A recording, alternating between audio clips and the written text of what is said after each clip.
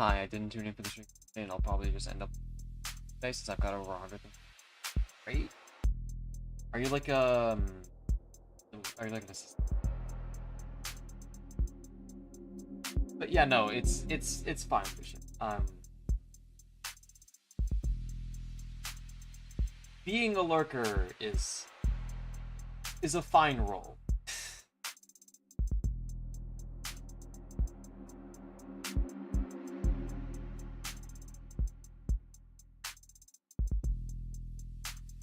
But yeah, good afternoon, everyone.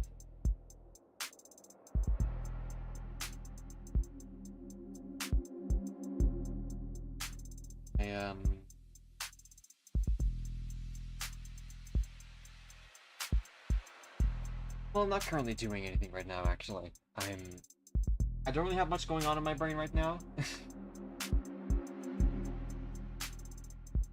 I thought I would have more to say in this, at the start of the stream. I'm really just still great. Chalk it up to brain fog, maybe. I don't know. Regardless, I want to get this show on the road. You probably want to get this show on the road. Let's just get started.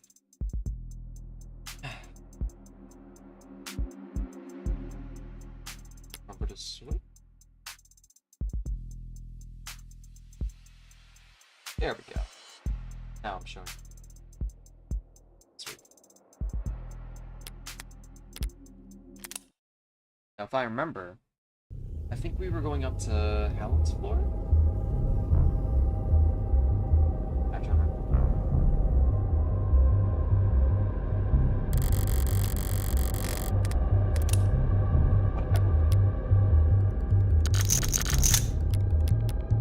I think the audio should be fine in contrast with me. I think today it decided to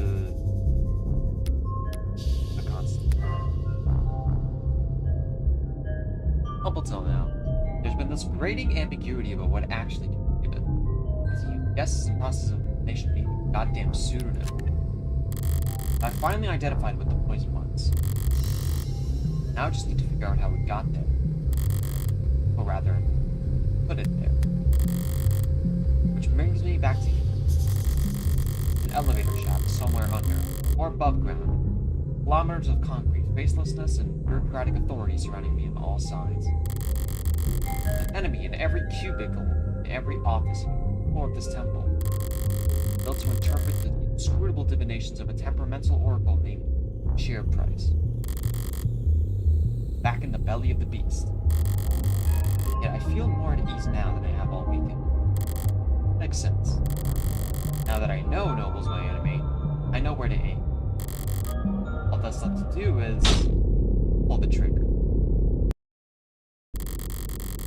Good thing I didn't bring a knife to this fight. You brought a gun instead. I brought my gun. Yeah. And that sound just now tells me that I was playing its role perfectly. I'll never have a real use for a firearm with this much bloatware. Just by carrying it around and paying attention to the hard seat it's on, I'll always get the heads up when the police eventually visit me. Hi, Detective Reyes. It's more early texting with chuckle. I'm gonna get your contact info when you got me to clear through the crime scenes of the thing. Delete contact. Block this contact. Stop voice to text. How to stop voice to text. I just wanted to check in. Report this contact. Voice to text disable. I advise you that Noble's scared shitless of you stopping in and nationalizing the place. So they might be a little uncooperative when it comes to fetching documents. Block this contact. What makes you think we are at Noble? My bad then. Forget I said anything. Now whatever you do, don't start your investigation with their stock buyback program. Trying reverse psychology. It only works if I care what you think. Stop voice to text. How old is she? About time. I thought I have to ride the elevator for the next half hour. Bargain counselor, your presence has been requested on the upper floors. Deja vu. Might you have a moment to speak in private? Always. But who's asking? The board. What are the chances? The board? I've been waiting. I've been wanting to speak to them too.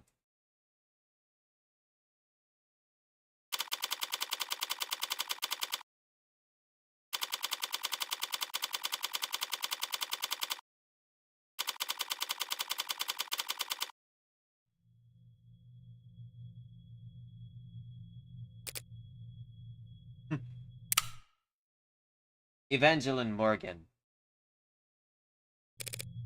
Helen Young. Thank you for making time in your schedule. Her posture, her tone, the fold of her clothes, professional, dialed up to 11. Corporate armor, a full set. Her guard is up. Just Morgan is fine. You're just a few minutes early, Morgan. Typical corporate never be the first one to show up, kissing contest nonsense. It doesn't even make sense. They called me in here. How could I possibly be early?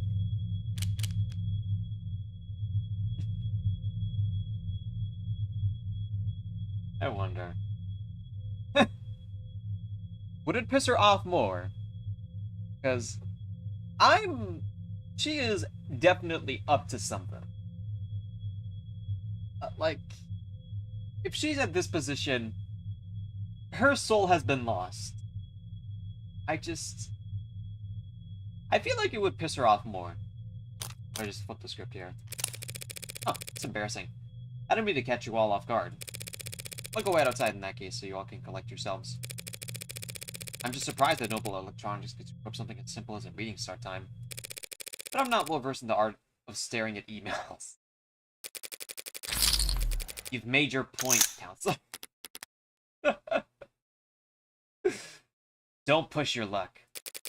Not with these people. Might I dare to ask who people are? I don't have time to remember their names. And it won't do you much good either. Right. So they're not just rich. They're anonymous rich. The Mob Act guarantees a minimum level of security and peace of mind for any citizen who might be targeted due to their financial status.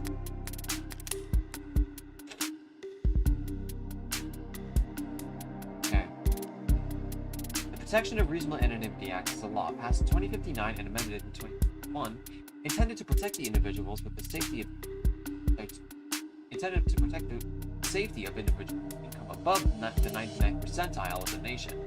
Labeled in the press as the Mob Act for its supposed goal of inter-mob justice, PRAA establishes procedures and funding for technology that helps individuals within that particular tax bracket keep their face, name, and address off the mainnet, ensuring that they and their families are not prejudiced against just because of their financial status. I'm just thinking back to the United Healthcare CEO show.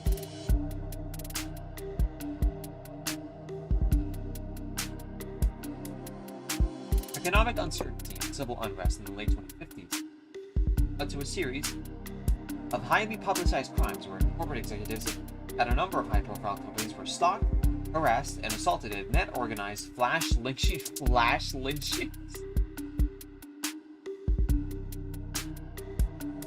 After a particularly chaotic attack that resulted in the hospitalization of a 14-year-old, the PRAA was proposed, debated, and signed into law in just under 11 hours.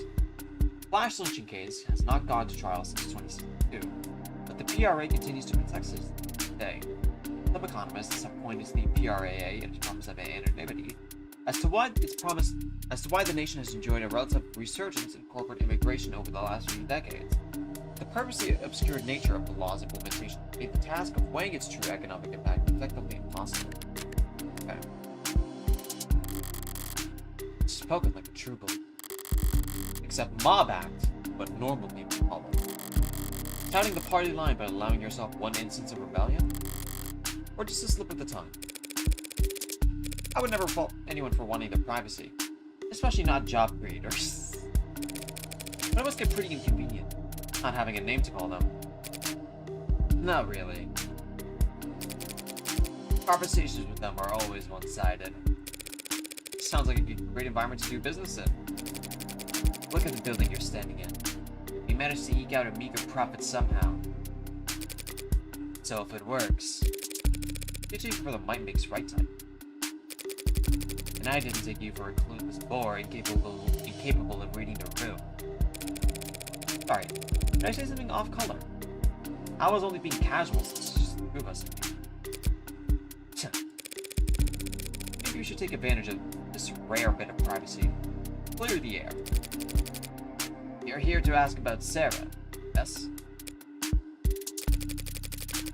As I said before, I had no idea that Dr. Assurer had been building an android on his private property. I can say here and now that no one at Noble Electronics ever suspected that he was working to undermine the template framework. She's trying to sound candid in her tone. She's choosing her words with a certain scalpel. She coached? Is that the truth? Or is that your statement as VP of Android? Both, of course. Dr. Assurer was always more than happy to hold himself up and work independently. We both know that. True. Could be pretty reclusive. I'm sure it all caused all kinds of headaches. Him disappearing on you all like that. Must have been especially difficult when he came back with breakthroughs that propelled Noble to the top of their industry. You should take a seat. If that's everyone, shall we begin? Friendly bunch.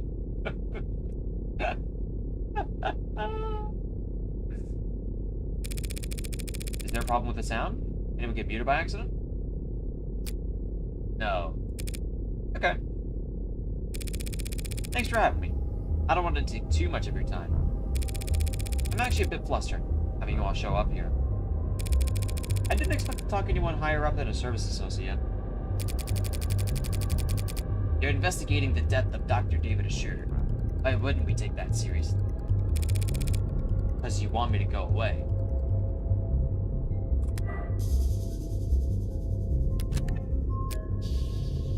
Just up in front about it, huh? At least half of you do. The others aren't sure yet. You must be confused. The board is, as always, united in its decisions and its visions for the direction of this company. Uh-huh. A board of directors is just 13 roulette-rolling psychopaths who get together and vote on whether or not to execute their CEO in 6 months. None of them would be where they are if they were anything else. But I happen to know that kind of person. I happen to know how that kind of person thinks. The way I see it, there are 2 possible outcomes. Option 1. You oppose me. Shut me out completely. Stonewall me. Stall me. And wait for me to walk into trial so unprepared and ill-informed that I inevitably lose. Obviously, I don't like this option. But you can't be big fans of it either. If I lose, the whole world will learn that David Assurer was killed by an android he programmed. Then every customer you ever had, and every lawyer they've ever seen on TV, and every firebrand-strapping young 60-year-old junior senator looking to make a name for themselves will use your company balance sheet as their personal chew toy. The company is more than capable of. After which, state still might just gobble you whole, and throw down enough sanctions to deperson whomever you prize no fair. The company and its allies at the Capitol can more than fend for themselves. Yes, probably, but not definitively, which makes it a gamble. Still my turn to talk? And then on to option 2. You cooperate with me. I use what you give me, or forge for me. Oh? To win a trial, proving that David wasn't killed by an android. Speaking very blunt here, when the market's open tomorrow morning, you all get another round of stock buybacks in on the initial dip. Then pat yourselves on the back for staying calm as you can profit off of David's legacy for the next 100 years. And you won't even have to worry about him speaking out of turn.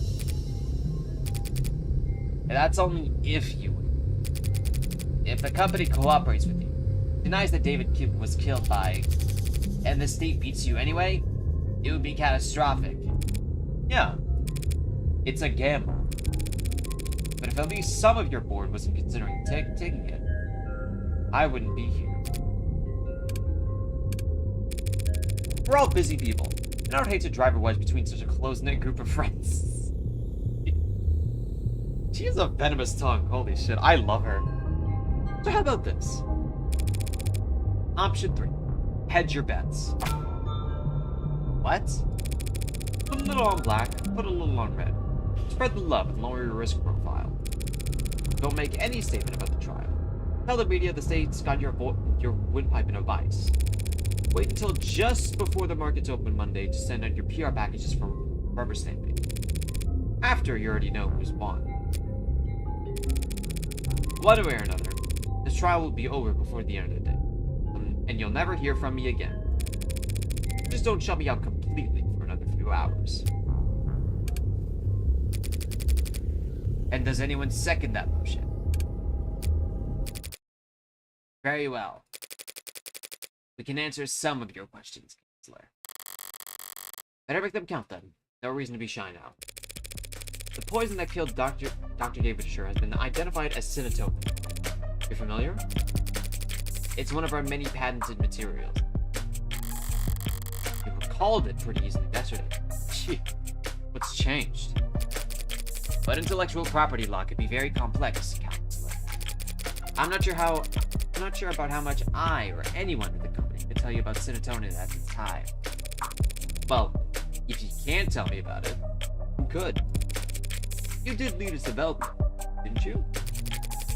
Yes, I oversaw the project, which just makes it that much harder to speak freely about without compromising the confidentiality of the teams that reported to me. I understand. Sounds like bullshit, and I don't believe it. But I'm not asking for trade secrets here. It's a perfect match for the only foreign substance found in his blood. Serotonin is what killed him. The state will say the same. That's not possible. Care to elaborate? I'm sorry, but I can't say more this time. Okay.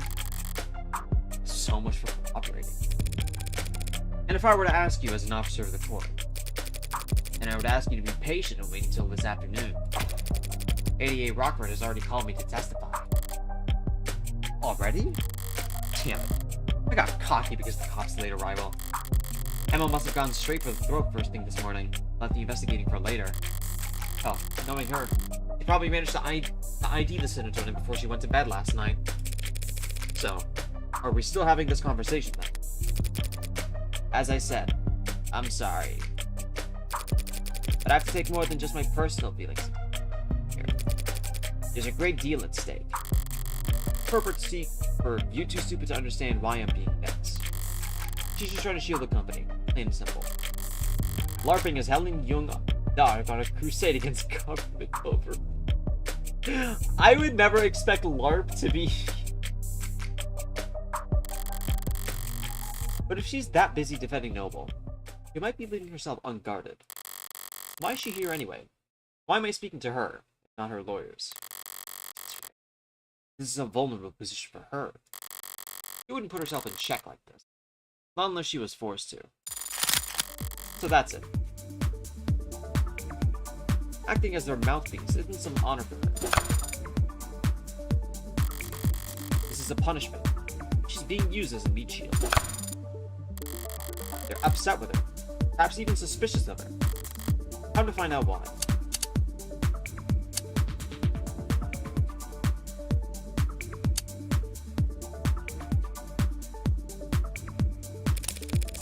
Whatever else the court ends up labeling her, Sarah is a remarkably lifelike android. Had things worked out differently, you might have wanted her as the A16 poster girl. Or A17. Or 18. Could have driven a lot of sales. Her cute little pouch projected across the sides of skyscrapers. A hypothetical of a hypothetical. As has been made tragically obvious to us, an android is nothing like the A16. and it may be yet associated with their products going forward is nothing more than a massive liability. Yeah, you wouldn't have the A16 without her. And if they could take her apart and learn from her, they could have the world. So was the motive to try and pry Sarah away from it.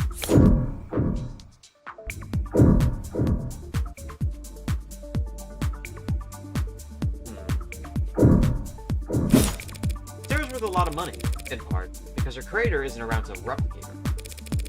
Were you all hoping to take her by force and reverse engineer her once David was out of the way? Don't be absurd. That machine is nothing but lawsuits and professional hearings and PR nightmares waiting to happen. Ah, shit. The company doesn't need it, no matter how advanced she is.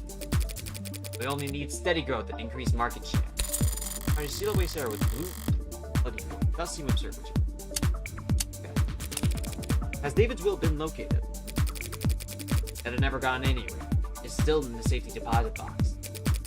We'll retrieve it and have it read once all the unknowns surrounding his death have been made into knowns. Shit, nice. David's will hasn't even become part of the equation yet. Might not be for weeks at this rate.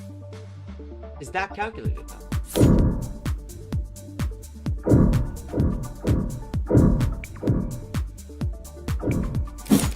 Aren't you dragging your feet? I've heard that there's something in that will you'd rather not have seen the light of day. We are not jealous in-laws who've been bribing the county sheriff council. Shit. But you're a corporal! What do you mean? What?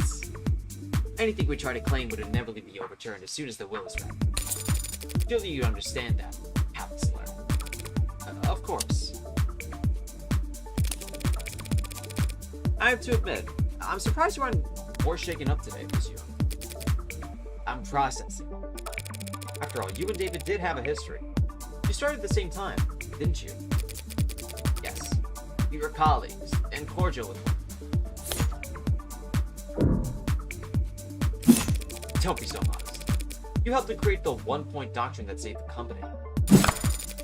That is a gross exaggeration. Noble is far too large an organization to be affected by the contributions of any single one. Suppose you're right.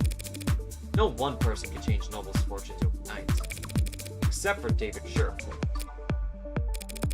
But he was a once-in-a-generation talent. The guy Noble chose for the advertisements and the one they commissioned editorials about. Sorry, you're right. I shouldn't have equated the two of you. I just hope his one-point doctrine doesn't fall out of favor now that he's... Yes, well, he certainly wouldn't want that. Didn't exactly explode with me. She definitely reacted. There's real jealousy there. Whether it ever boiled over, though? I didn't mean to pry about your relationship with David, or lack thereof. I suppose I'm just curious about his standing inside Noble's. David Asher was, and always will be, an outstanding contributor to the company's forward progress. Nothing will ever change that. Not even if he was killed by one of his own creations. That would, of course, be a tragic element that would call for reconsideration of his legacy. He was almost off guard there. But she was surprised for me asking about Sarah ruining his reputation. Besides Sarah, David's reputation was crystal clear. Never won against the company once. Did he? That's... Unless I'm mistaken, then he and Noble were on bad terms. In that case, I might get the impression that some parts of leadership are actually glad to see him taken off the chest. That is not...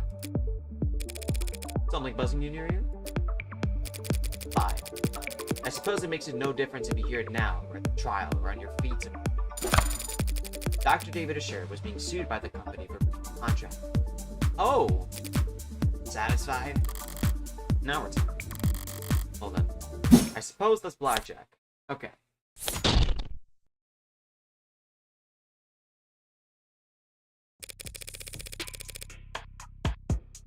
So you couldn't have mentioned this breach of contract earlier?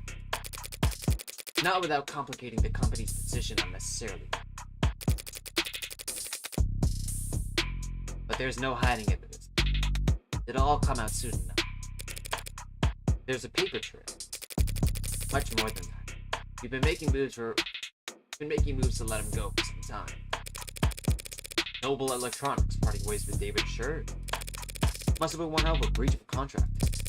What did he do? Betrayed the confidence of it. Was he contesting the suit? Putting up a fight?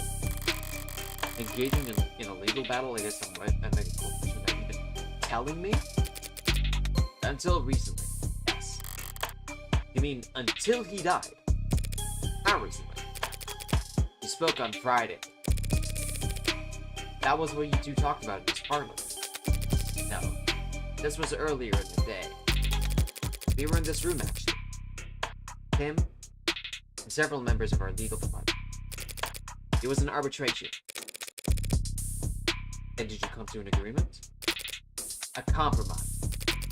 He would resign from his position in court, foregoing royalties on any products we would develop after the next 24 months. Exchange. Wouldn't be publicly fired. He would still be credited on all past, present, and future filings. How very reasonable. On paper, no matter what the deal was, letting go of David Assure is insanity. Reasonable. Yes. We ended on a good note, I'd like to think. Shook hands. Even took a photo.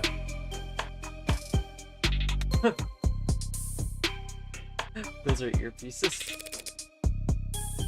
Yeah, that's the bead of sweat.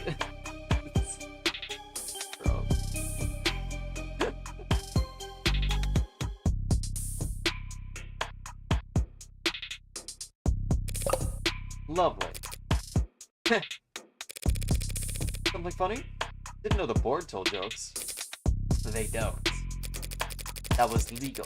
Expressing their displeasure with how much paperwork my good note ending left them stuck with. Children. It was just one night of overtime.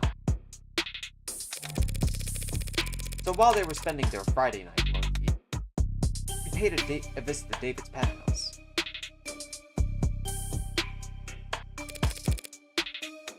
Something left unfinished? Professionally, it was a good meeting. There was no yelling, no finger pointing.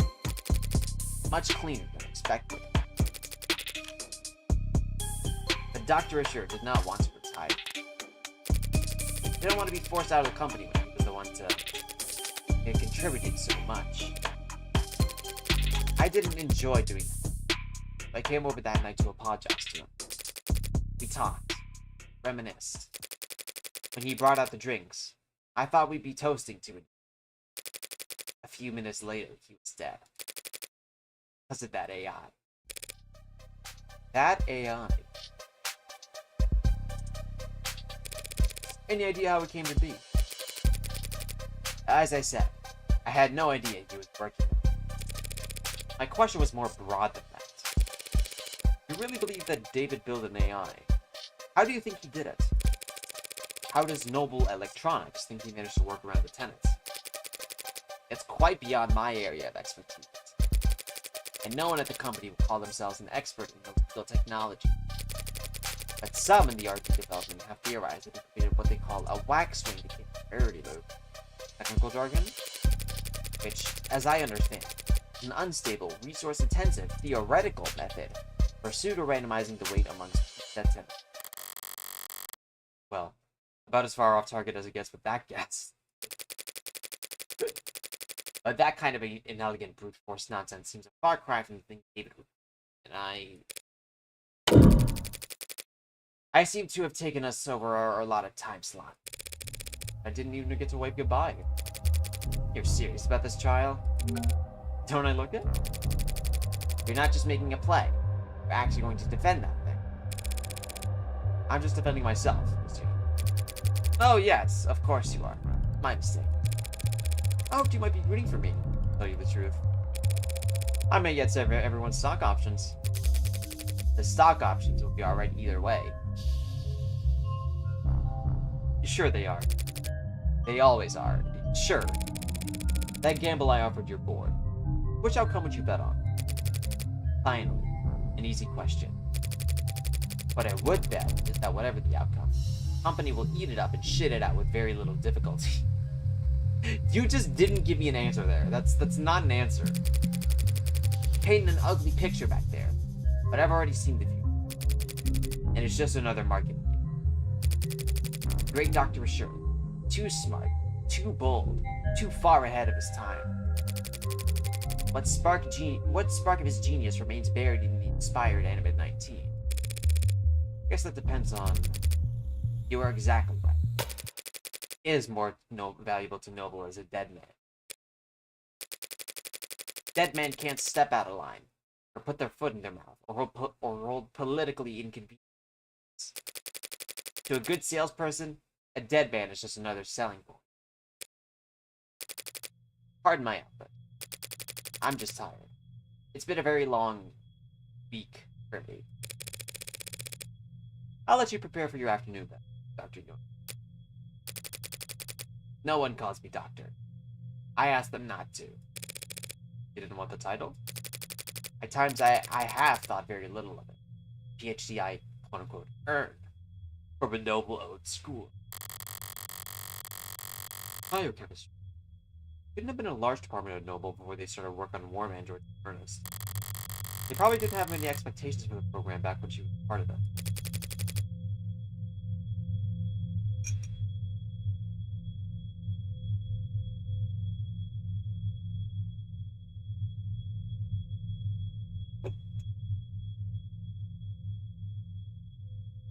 But I was proud of it when I first got it. Something changed? It never seemed to catch on. People didn't use it, so eventually I told people not to use it. A very high IQ social power play. You understand? Patting yourself on the back? Very hard? David never insisted that people use it either. That's very different. And I think you know it. David sure didn't have to.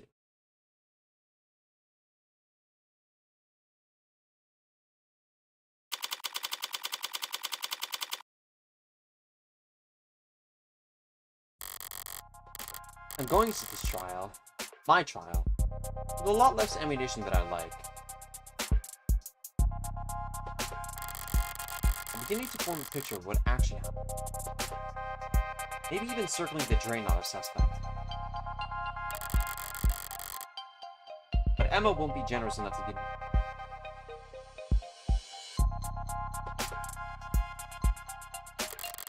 She'll want to end this fast.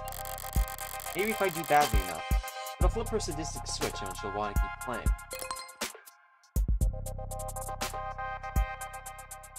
So you got charged with owning an AI. First time you do something exciting in your whole life. And I gotta find out through the fucking grapevine? My life is plenty exciting. Freckles. You could bore the polish out of a resume-checking robot. I fucked Catholic school teachers with more active nightlife than you.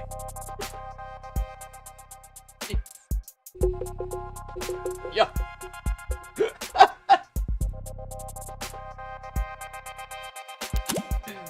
Okay. So who'd you rope in? Anyone I know? Oh shit! Are you representing yourself? That's within my budget. Screw your budget, you're going to jail! Thanks for the vote of confidence. It ain't a matter of how good a lawyer you are. Anyone who represents themselves in court has a fool for counsel. You represented yourself countless times. And I'm an idiot! Not for anything I had a chance of losing. Your pal hasn't even been dead for 48 hours. You're too close to this. You'll make mistakes. Oh shit, my mic. My mic just dropped there. Okay, it should be fine now. The powers that be really didn't want to give me a rain check. You're taking this very seriously. It's more dangerous than that. They're scared.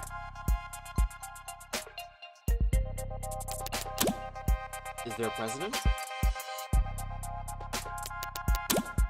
An ad committing murder. How'd you pass law school without learning how to look this stuff up? I know what the net says. I'm asking you.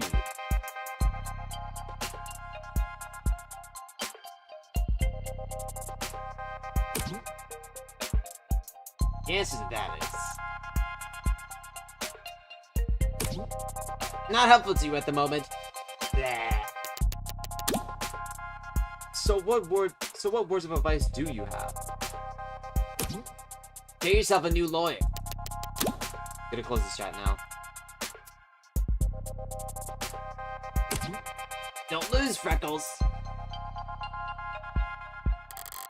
What a nice pep talk.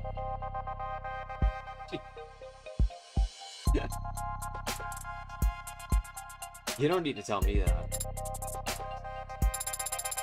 What are you reading, Adonai? I was reading David's employment contract with Noble Electronics before it got waylaid by spam texts. The one we found inside the panic room. It looks quite extensive. Should I skim it for you? Depends. Did you pass the bar exam since we last spoke?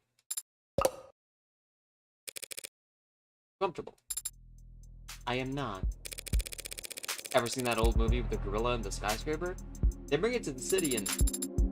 I understand the analogy, Adonai. I wish I could call it overkill. But considering the specs Sarah put up yesterday, maybe those bindings aren't heavy enough. Come to think of it, those numbers must have been baked along with the rest of what the machine read. That was all the smokescreen David added to help her lay low. Her actual strength was more like... Your joints weren't currently locked up tighter than a vice. Do you think you could escape this place? I hope that question is not indicative of your strategy. This is to be trying to distract you, Sarah. Enjoy the hypothetical.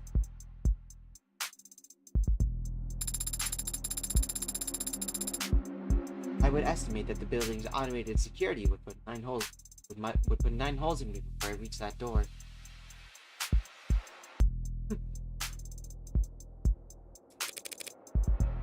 Nine's not so bad. I would not be able to punch at 7. Well, if you haven't been planning some great escape, I would not do that. That would be illegal. And you would still be on trial.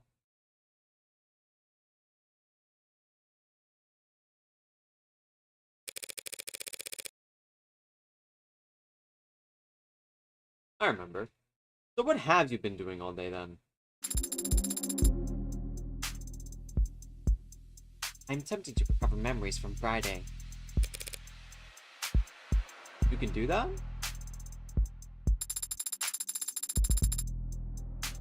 It is not similar from the process of recovering data erased from any other computer.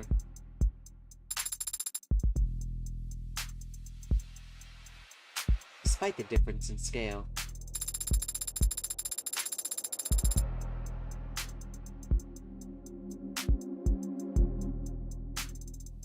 I won't be able to remember everything, but if successful, I can recall the individual pieces of information that could prove useful.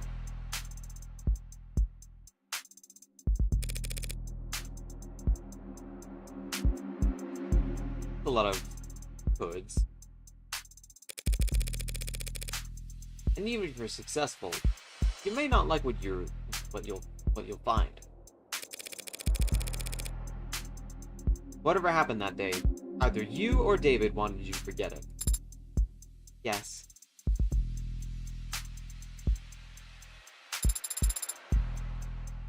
But even so, I have to remember. As the last day my father and I...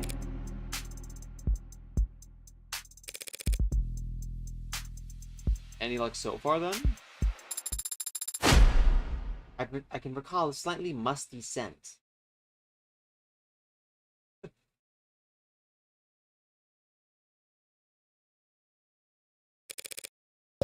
Well, case closed.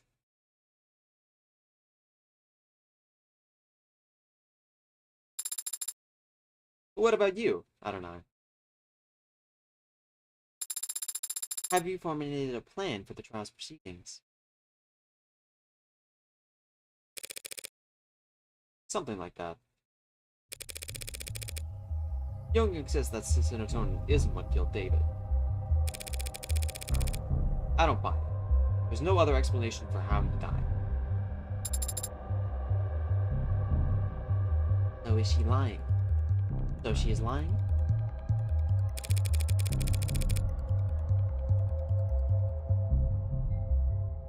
And if she repeats that lie on the stand, I'll need to expose it. Somehow. Somehow. Somehow. Would she really commit perjury to protect Noble? Protect one of Noble's patents?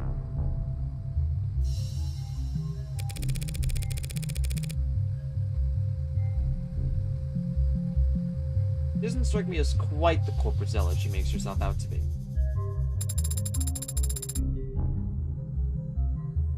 But you believe that she had something to do with Father's death. What do you think? I don't know. I don't know why anyone would kill Father. Considering the possible consequences of what he confessed to in his journal, I can think of...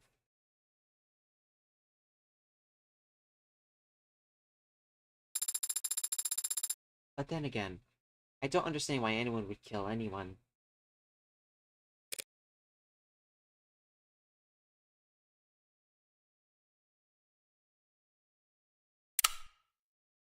You? Bell's tolling for thee. Means that the doors to the courtroom are unlocked. Let's... Wait, can you walk like that? Waddle will have to do. Wait a second. Across the hole, that's... order. Keep waddling, Sarah. I'll catch up. As you say, Adonai. It'll be a coin toss. You that surprised to see me? I'm not surprised you want to see the outcome of this trial. I am surprised you want to talk to me. You're defending the Andrew, right?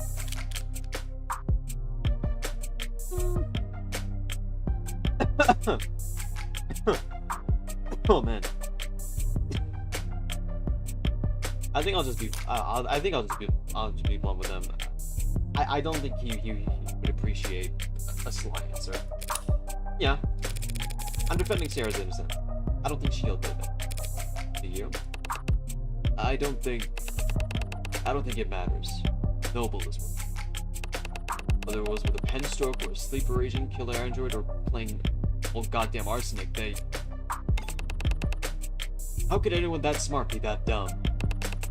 Why the hell did he ever sign his soul over to them? David may have been in over his head, but he wasn't a bad negotiator. I've read his contract. His position was strong. You're the lawyer. A guy like me, working in music? Can't tell you how many people I've seen screwed over by a big smile and a fat signing bonus. No such thing as corporate generosity. Think you're getting your good deal? It's only because you don't know how much you just sold. How much you just sold? David's real wealth lay in his intellectual property. Potential energy hanging over the whole industry.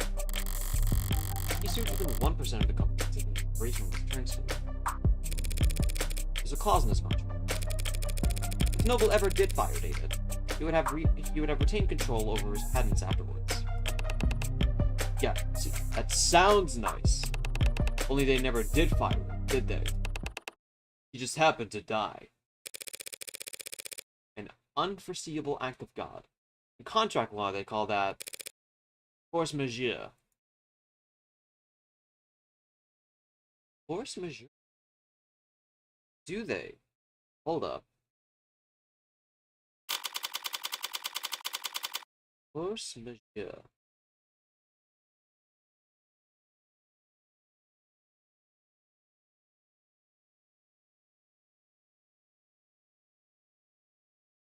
Oh, superior force. That's bleak. I said, did you find anything interesting in the contract, Adonai? A few things, yeah. Basically, David was well taken care of, so long as they kept him around. He'd retain control over his patents, even after being let go. But what Porter said. Logically, if David were to pass while still being employed, Noble would continue to control the bulk of his IP. But if they knew David was going to go even a year, it'd be very foolish of them to let Father go.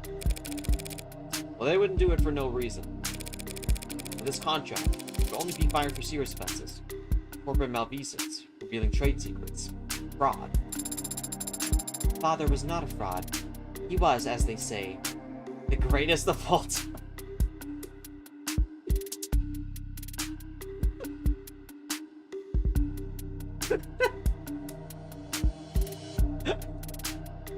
What, did she see like a potential ban post on like this world's version of like Twitter? Of her cat. She's so extra. Fraud just means lying to the company about something, Sarah. Oh. Eyes up. Showtime. Counselor Morgan. The state charges you with possession of contraband. Contraband? That'd be you. In violation of the Safeguarding on National Digital Security Act. How do you plead? Not guilty. Murmur, murmur, muttering. Very well. Since it seems that we are, in fact, doing this, I'll now turn over the administration of this trial to the adjudants. But be warned, any attempts at stalling or muddling the issue, and I'll step right in and override the trial myself. Summary judgment, siding with the people.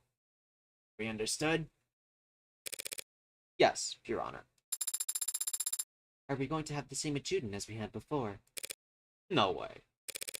Each courthouse only has so many bodies, but the personalities swap around all the time. So the chances of us dealing with the same glitchy mess as yesterday are... Glad to be back! Did y'all miss me? I mean, that's better odds for you, right? Forget I said anything. I'll just crawl under a rock and die while you make your opening statements. Ahem. The defendant is the owner of the android registered under the model name Sarah, with license number 120029280. He hasn't contested this, and I doubt she will. The question of ownership is already answered. All that remains is to determine whether Sarah qualifies as contraband. It's a charming android, incredibly well made, a masterpiece, and the last known work of a great man. But when we look at the evidence, the facts surrounding the death of Dr. Asher, we're forced to conclude that said android is responsible for his death. And that conclusion carries very, very serious implications. I'll prove here in court today that the machine standing there killed David Asher. Not through an accident or a mismanaged dosage, but through an intentional poisoning. I won't ask the court to judge this machine on its apparent sentience, its range of emotions, or the free will it may or may not possess. I only ask that this court judge this creation on what we will prove it to be more than capable of. Patricide. Murmur, muttering, murder.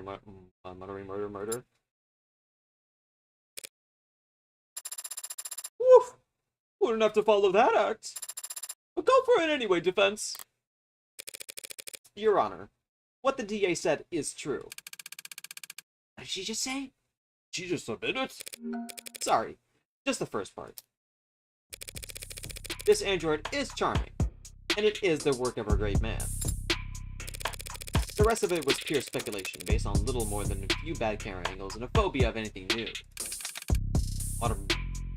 Murmur. I do own the androids you see here. It was bequeathed to me by a man known most to the people, and was the father of modern machine intelligence. To me, he was just my friend. If I thought, at any point, that this puppet had anything to do with his death, I would have dragged it to the chopping block myself. But I don't believe that. I never have. Sarah's an android. Nothing more. It isn't capable of homicide, and it didn't even commit manslaughter. It's just a well-made machine. Any fears one has about its capabilities are projections, nothing more. And it troubles me greatly that the stage is spending valuable time and resources on rushing to pulverize Dr. Asher's last known work. But it could be going after very real, very human forces that were responsible for his death. Is she serious? She's talking about Noble? The people can't prove that Sarah's an AI. And truth be told, I can't prove that it isn't. But I can prove that it's not guilty. That is exactly what I'm going to do.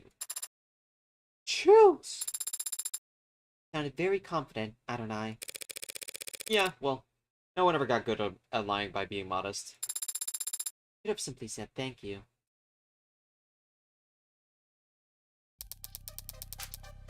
Thank you for your presence here today, Detective London. In light of new evidence, I'd like to go over the death of Dr. Asher one more time. What happened Friday night? At 6:30 p.m., Dr. David Asher spoke on the phone with his lover, and the two of them broke things off. Lover? It's an accurate description of the relationship, isn't it? I wouldn't know. That stuff's private. Adonai. Then the deceased met with Noble VP Helen Young in his parlor starting around 7:30 p.m.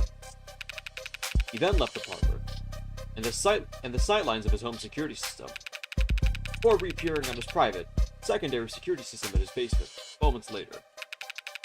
At which point, the android Sarah can be seen handing him the poison he'd go on to drink. And do you see that android in the courtroom? Yeah. She's the green-haired one that's frowning at me. Let the record show that the android Sarah has been identified with the scene of the crime. No objections. None? Then why did I even show up? Detective London, what happened next? Asher went upstairs and shared a drink with Miss Young. Within a few minutes, he was being airlifted to the hospital, where he was soon declared dead.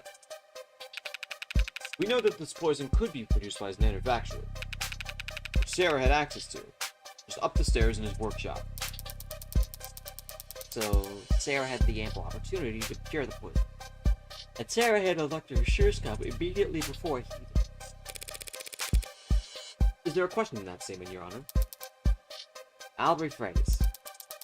Was there anyone else seen handling Dr. Asher's cup before he died? No. I have no further questions. So that's your witness, Counselor. He wasn't lying per se, but there was some ambiguity in the statement. It's gotta come out one way or another. If Emma won't push, I'll have to pull.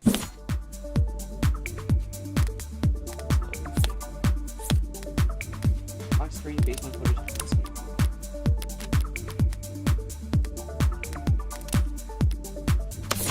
Let's go through everything to make sure that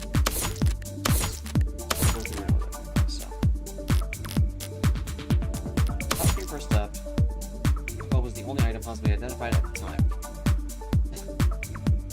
If this is gonna be the answer again, I'm gonna laugh my ass off. Basement footage. Yeah, Kim Young would drink from it at 7:38. At 6:30 p.m., David Asher and Isaac Porter broke up over the phone. That's right. And at 7:30 p.m., Helen Young arrived. They spoke briefly, and then he went downstairs to get drinks for them. Yep. Cameras in the basement show Sarah handing him the cups and the whiskey. So after, he came back to the parlor and started drinking.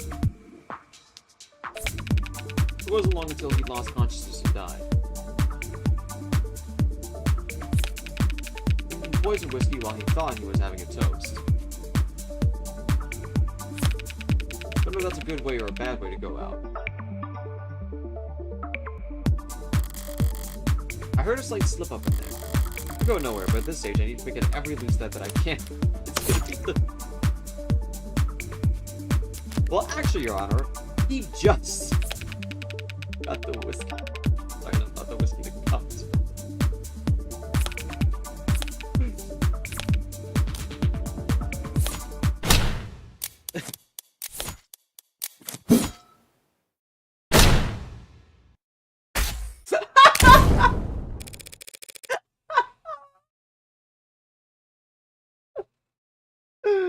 We are actually such a dirtbag lawyer. I love this so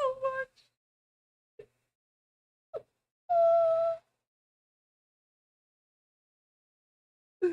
Check that footage again, Detective London. We only see Sarah handing the victim a cup. He had already retrieved the whiskey himself. Oh yeah, forgot about that. Detective London just wasn't being specific enough, Your Honor. But it matters little, since it was David's cup, not the whiskey bottle that was poisoned. Weird flex, but okay.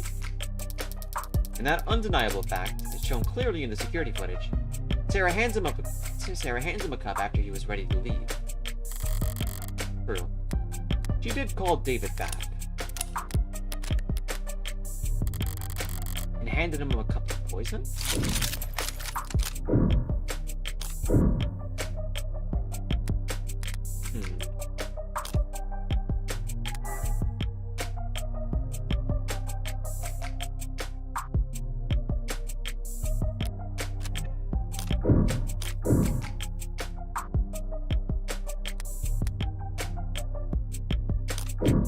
I feel like that's staged.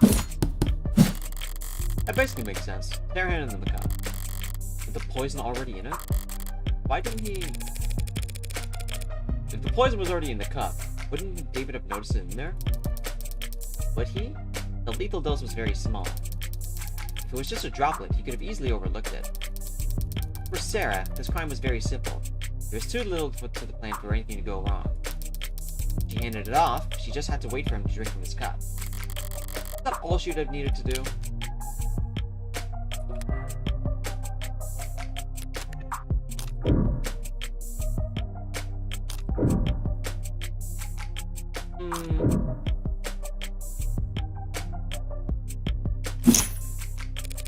Not a great plan if that really was Sarah's move. She gave him 2 cups. How could she have known which cup David would drink from? There are a few ways to go about it. There's only a 50-50 shot, counselor. Stranger things have happened. No, that's you? I'm gonna check the cups again.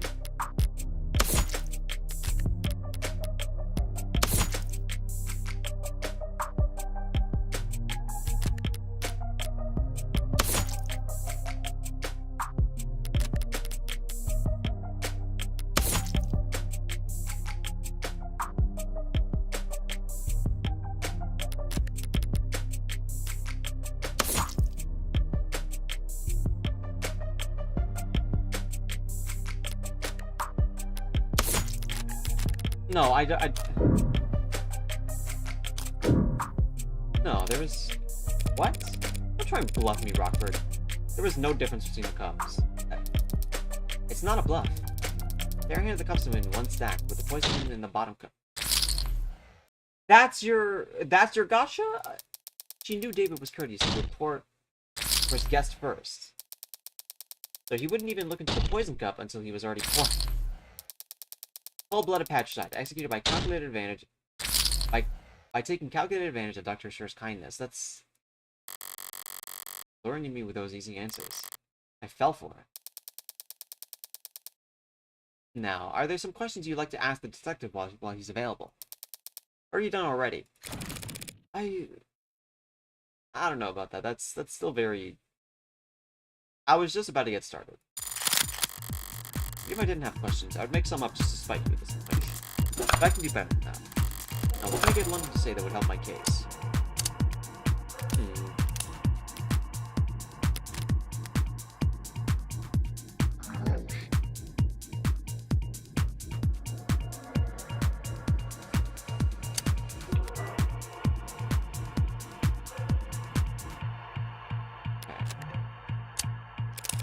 Detective, in the footage we just saw, could you see what Sarah was doing? Not exactly, no. Her back was to the camera and her hands were obscured. Could you see her hands from any other clip of camera footage retrieved from the basement? No. Did you or anyone else participating in the investigation ever see Sarah put anything into David Assure's cup? No. The footage submitted to the record is the best available view of what happened.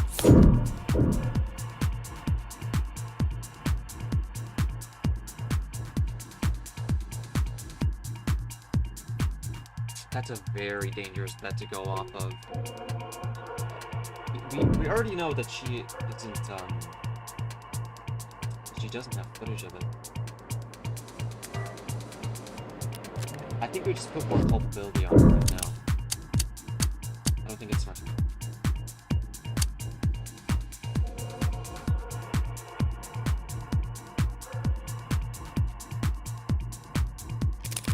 Detective London. In their capacity as assistants to the police force, are androids ever asked to commit acts of violence? Yeah, I guess so. They could push people, restrain them, harm them. Does that constitute a violation of their tenets, harming the people they're supposed to protect? Well, as I understand it, there might be some complex weighting math that goes into it, but no, it's not breaking any tenets. For that to be the case, they would have tenet 1, right? May not injure or prevent action lead to blah blah blah. Yes, I suppose that would have to be the case. Are you asking? As far as I... Okay. Asking these kinds of technical questions, there's nothing other than making us bad. We'll put them to the jury. Detective, do you know how many violent incidents we seem to have investigated in the last year? Not the exact number. Thousands, though. Yeah, around there. And of those thousands of incidents of violence, do you know how many of them were found to be a fault of automated defendants? I believe there's been 6 in the last 5 years. Were all 6 of them incidents of police license and involved brutality? Relevance, Your Honor? Withdrawn.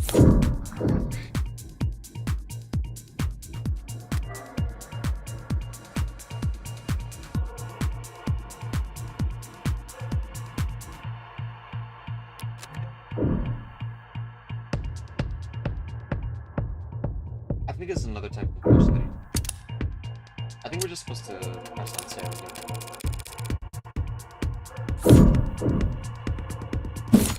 What about the view from the android itself? Well, yeah, if we could see through the android's eyes, that would be pretty conclusive. Okay, I guess not.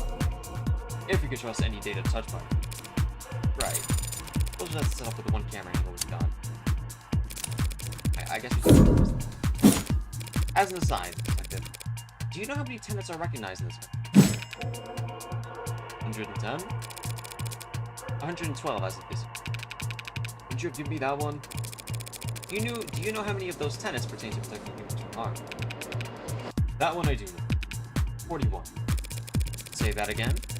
And lastly, Detective, how many times in the last, say, century have we seen automated dependents break their tenets? 5 times is the agreed upon number. If we were to tally all that up and make an evaluation as a police officer, try to billions. Overall, you would say that automated dependents in general are how dangerous to the public? The witness is not an expert on automated dependents, Your Honor. He's more than qualified to say whether they have a history of violence. Oh, what the heck? Let him answer. I would have to say that they are not dangerous. Normally that would pop me some doubt with the jury, but this isn't a traditional trial.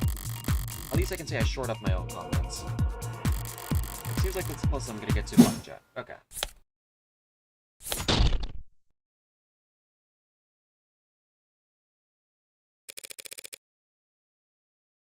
I believe I made my point. I have no more questions for this witness, Your Honor. Then we can move on to the next item on the docket. Looks like Emma wants to introduce some new evidence. I call Sarah to the stand. The android? Did she even do that? Approach, Your Honor. Oh, you're approaching me. I believe that it's me they wanted to speak with. I didn't even get to finish my line. Now then.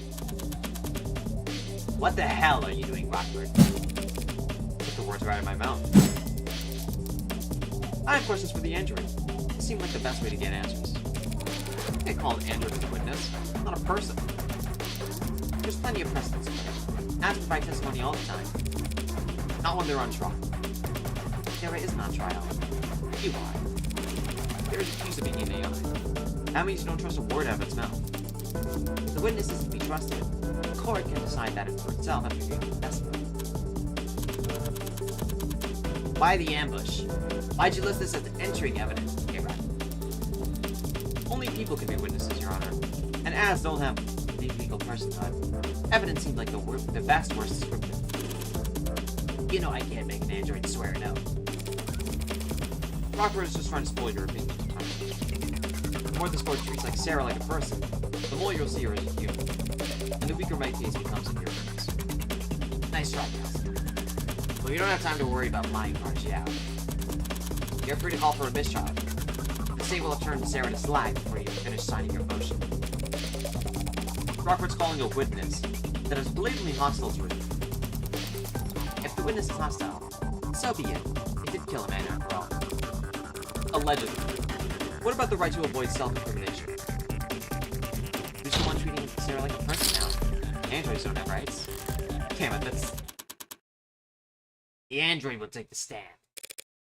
Your Honor, I've made my decision. And if Sarah refuses to take the stand, are you going to charge her with contempt of court?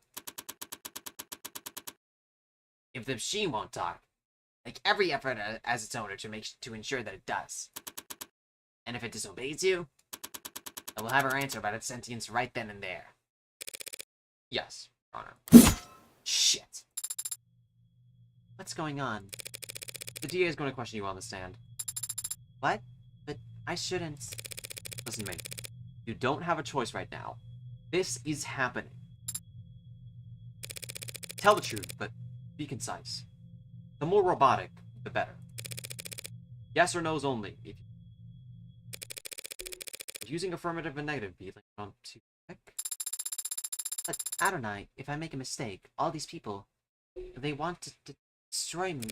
If you make a mistake, your lawyer will just have to cover for you. Understand?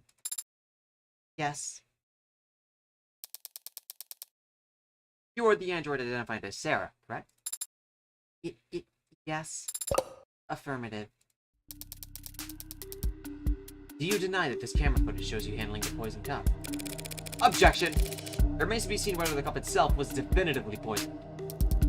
Yes. Sarah, do you deny handing that cup to David Asher? Negative? I have no memory of the incident, so I can neither confirm nor deny it. Do you have any reasoning, any excuse for your actions, for failing to notify police of crucial information? I do not have any records for that day, but I never had anything to tell anyone. Very well. Counselor? The journal, if you will. This could be a slaughter. Of course. Do you recognize this item? It's a journal that belongs to Dr. David Asher. I have seen him write it on many occasions. And have you not any knowledge of its contents? Negative. You don't have to answer that, actually. Tell the court what you see here with this footage. I see myself in the journal in the basement. This footage was captured on Friday, the day you claim to have no memory of. So regardless of what you do or don't remember, we know that you read his journal hours before David Asher died. That is logical. I'd like you to read some passages from it for the court. Can you do that? Of course. Page 238, the 10th line. Sarah's going faster than I expected. Beyond my wildest dreams or fears. Today, she... Can you, please? Today, she broke every password I have in the house. Said she was curious. Can't expect to keep things from her forever. Page 251, line 12. I've gravely underestimated the scope of the... You're omitting? Sarah could change everything, and I don't think I could stop her. He wasn't. Page 263. Damn it. This keeps up. There's gonna fall to pieces up there.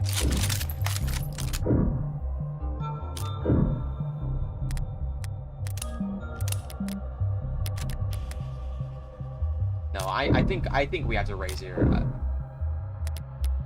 Like, this is a disingenuous read of it. Badgering, Your Honor. Badgering what witness, Counselor? I'm just making the android do some simple tasks. Yeah? I can't raise an objection when Sarah's got no legal status for me to defend. That's bullshit. Page 263, I said. I think Sarah was angry today. When I came back from work, she had the Zin alloy plate in hand. He said she was testing her strength with the cameras. That was page 267. Say that again.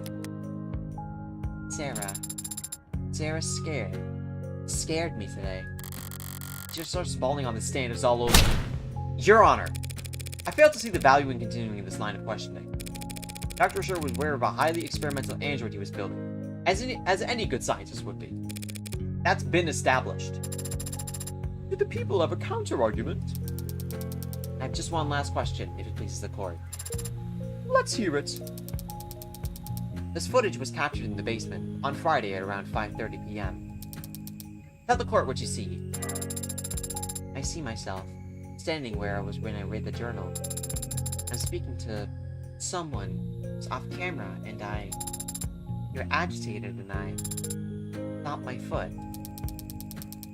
And what happens to the floor after you stomp your foot?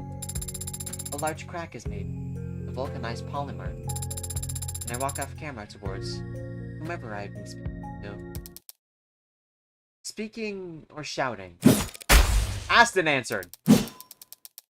Not really, but I'll withdraw the comment nonetheless. Your witness, counselor, or evidence, if you prefer. Yeah, you're pulling this bullshit. Okay. Damn it. I knew she could cherry pick all the worst passages from the council, but still, from the journal, but still, yeah, no, just. Why didn't you bring that up? If Barrows wasn't waving before, I try to have Sarah read the mushy parts. No, the waterworks would start after only a few lines. Emma went to all that trouble to show how emotionally developed Sarah is. Proving that she loved David like a father would be playing right into her hand. What do you say, Counselor? Got some burning cues for the android to answer? Yes, Your Honor. Just one moment. Emma went for emotion, and the impact was devastating. All I can do is focus on the facts. Well, let's flip this around. This Sarah absolutely didn't poison David. If that's the case, why did she call him back on his way out of the basement? Wait, that's... I would actually like to ask you to read from the journal again, Sarah. You... what? From where? From the section that explains what you were actually trying to do that night. A section of his journal detailing... I believe that would be his, not how he made Sarah, but his newfound fame, right?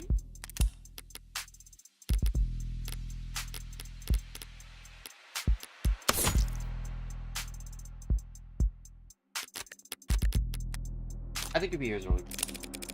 Look around the early section. There should be an entry talking about an early victory at Noble. Relevance?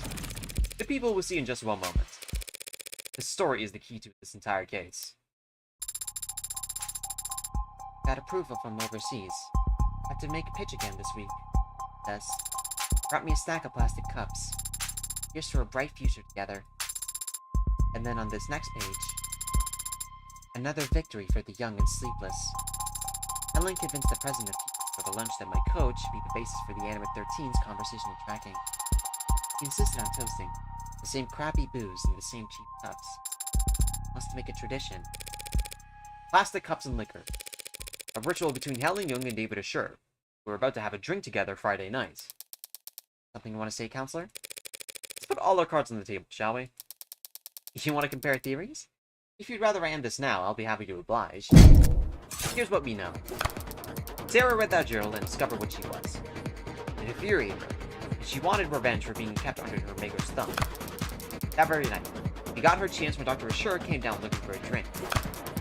But like the clever little helper she is, she offered him a cup to drink out of. We're completely in agreement on all that.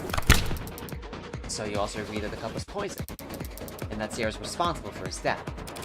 Not quite. Not a bad explanation, Miss Rockford. But it is terribly complex. There's a much simpler reason for why Sarah did what she did.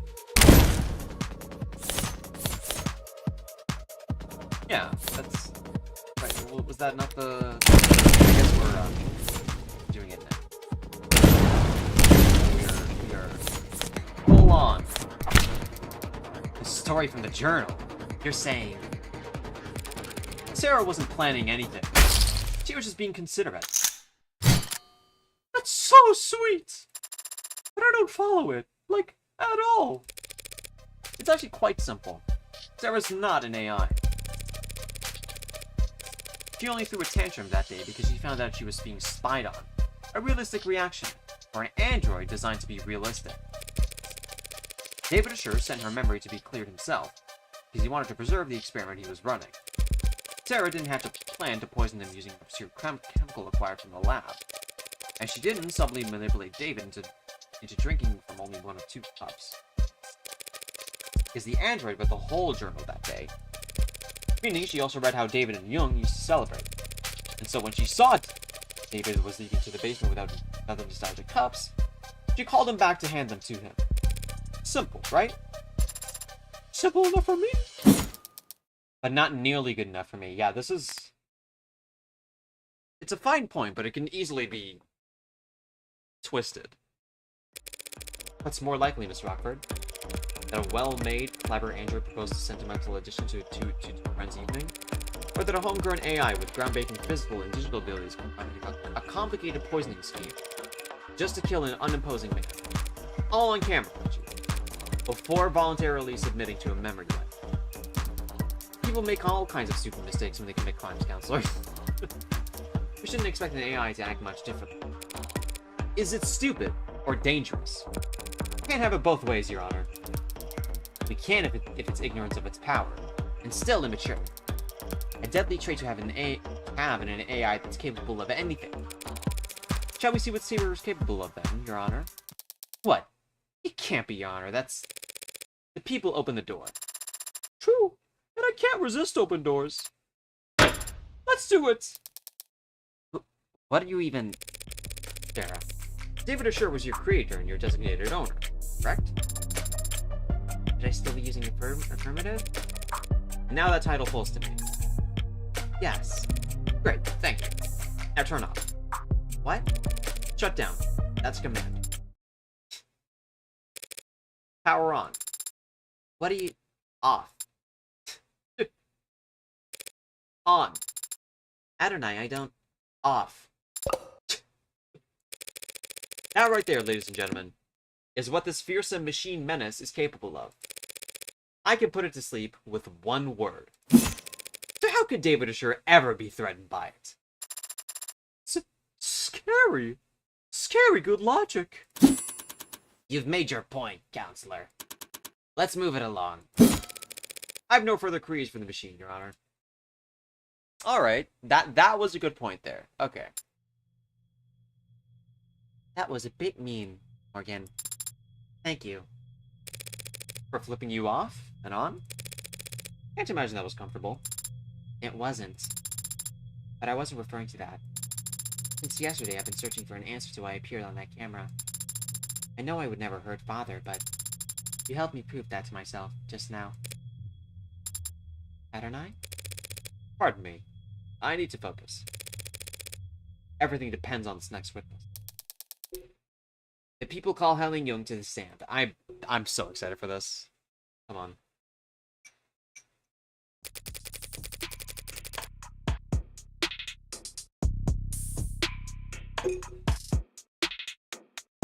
Helen Jung, Vice President of Android Futures at Noble Electronics, Eastern Division. Miss Jung, you were there the night Dr. Ashur died. And you were on camera the entire time. That's correct. So what did you see that night? I arrived at 7:30 p.m., as you know. David and I talked in the parlor. Then he left to retrieve some refreshments for us. After drinking together for a short while, he fell ill. I contacted emergency services, and I'm sure you're all tired of hearing the same details over and over by now. Same details over and over, I'm gonna hold up anymore. Madam Veep? Veep? Oh, VP. It's still unclear to me whether Jung's more concerned with protecting herself or the almighty company. But it'll clear up real fast if I can turn up the pressure on her here and now. Arbitration and Jung's story. Okay. I imagine it's probably going to be the arbitration. What's sure the arbitration? Jung's at the meeting and pulled every aspect. Freshness in the timing.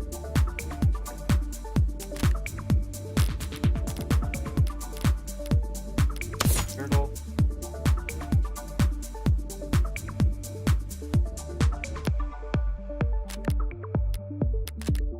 And the last Jung story. Okay. I came to David's at 7:30. Yep. Chatted for a short while about some low priority work. Nothing heavy. Before long, he offered to fetch us some refreshments. He came back, we shared a drink together. At the time, I didn't notice anything strange. We were just reminiscing. I didn't think his life was in danger. But then he became ill. I ran to the kitchen to activate his emergency console and did what I could up until it stopped. Can't let her set the tone. Yeah.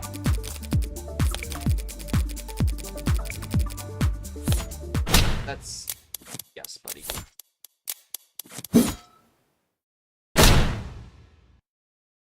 Yeah.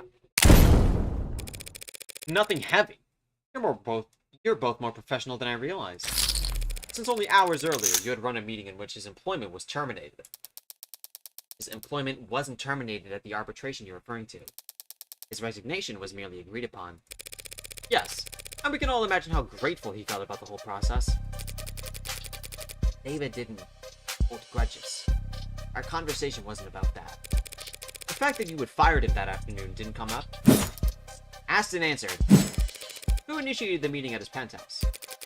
I arrived unannounced. So you weren't invited. Very cordial indeed. If he didn't want to see me, he could have stopped me at the elevators. Could he have? Noble owned that entire building, down to the wiring. Counsel is badgering the witness, Your Honor. Huh? Right, should we execute her for that then? No need. If I could just continue my questioning, we can finally start addressing the elephant in the... Where? Oh, I see. That was merely a joke. Hilarious. Miss Young, Noble Electronics owns a patent for and produces the synthetic biochemical known as Sona, correct? That's correct. It's used in our war models to facilitate integration and communication between organic and synthetic components.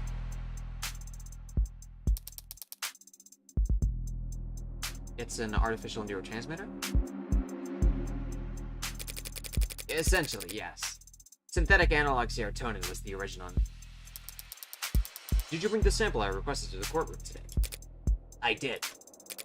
The serotonin is produced on-site at our assembly line as a caramel-tinted solution, including water and a few non-reactive organic byproducts. Your analysis, Your Honor? Working on it. It's odorless and tasteless. A solution of water and organic byproducts, he said. If that solution were ingested, most of it would look right at home in the human body. I suppose. But the serotonin would stand out, say? It's not a naturally occurring compound, so yes. And it's a perfect match for the substance previously labeled Delta. And the sample we collected from the manufacturer preset in Dr. Scher's lab?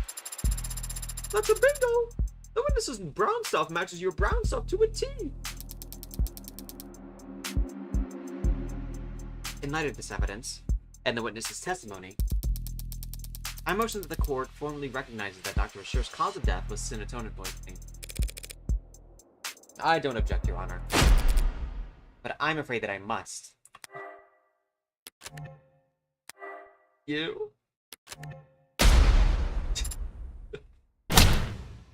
Excuse me? Serotonin may have very well been in his body when he died. But serotonin didn't kill Dr. Assure. What the hell is she up to? It couldn't have. It couldn't kill anybody. What? Because it's non-toxic, of course. We designed it to affect androids, not people. Hold on. You're now claiming that Dr. Assure died of what? Natural causes? I can't say what he died of. I'm not a medical expert. I can easily prove that serotonin is harmless. By drinking it right now? How could you... Like... so. Alright. Plus that aura? Huh. Didn't see that one coming. What? What? That ain't good. Bailiff, contact the hospital immediately. I told you, it's fine. But... I can stand here all day if necessary. What in the... And what you just drank was... several hundred times the amount found in Dr. Assure's body. Why didn't you say anything until now? Noble Electronics is a multinational corporation, with patents filed all over the world. We take a protection of our trade secrets very seriously. Production and nature of serotonin is closely guarded. That guard remains up even during a murder investigation. Unfortunately. I would have been able to tell you earlier, had you asked directly. What the hell kind of... This can't be right. Nothing else makes sense. Boy howdy, I'm lost as hell. But do you have any further questions, Rocky Bird? Not at the moment, Your Honor. And the defense? The prosecution's own witness just threw the entire case into question. Normally this would be cause for celebration, but shadow of a doubt isn't enough this time. Barrows would much rather bring down the gavel early than let a potential AI walk. What Joe did was shocking, but what I need to do hasn't changed. Think this through, logically. Is it really possible that serotonin had nothing to do with David's death? No, it's bullshit.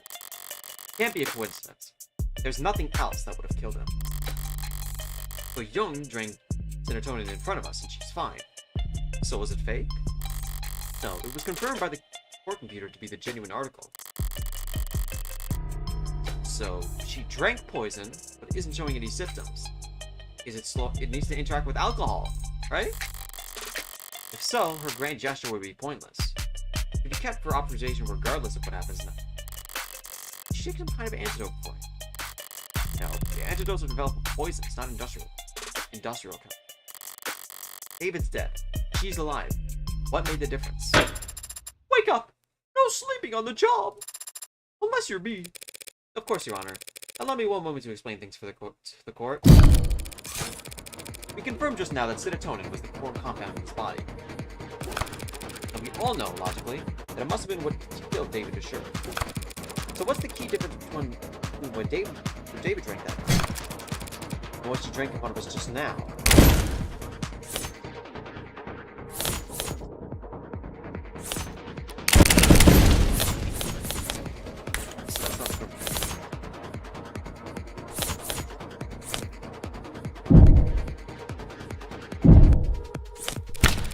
The difference has been staring at us in this face the whole time.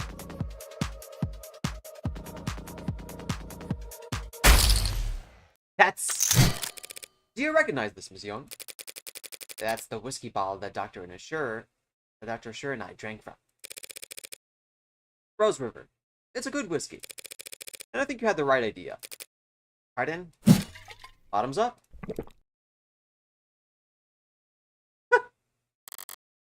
Smooth. What? How don't I? Dear God, counselor. Scandalous! Relax. It's just whiskey. Tested a dozen times over. Perfectly safe. So, would you like to try some, Miss Young? Don't be absurd. I'm not going to drink on the witness stand. Have you lost your mind? I'm not asking you to get plastered. Just have a sip. After all, if you want to prove whether or not serotonin killed Dr. Assured, you have to recreate the conditions under which you ingested it. By mixing it with alcohol. Oh yeah, you're fried. Go ahead then. Just a taste. Prove to us that serotonin is perfectly safe for human consumption. Can she do this? She's biting her teeth. She's biting her lip. Miss Young, I never said it was safe for human consumption. Just that it's non-toxic. A distinction without a difference. You saw firsthand Dr. Assure confused, slurring his speech, complaining of headache, all symptoms of poisoning. Alcohol poisoning, that is. Serotonin is a neurotransmitter analog. Maybe it doesn't do anything in the human body on its own, but in combination with alcohol, it acts as a powerful depressant. One strong enough to turn a glass or two of whiskey into a lethal overdose. That's just... Even if that's the case, what does it change? It changes whether or not we can accept the witness's testimony. Even if this witness is a liar, what does that change? Why would the witness lie if not to... She's a corporate climber. I imagine it's like breathing for her. Your Honor, this is wild, but ultimately irrelevant. Irrelevant? When you've yet to establish an alternative interpretation of the facts, yes. What are you even accusing the witness of doing, Counselor, beyond angling for a promotion?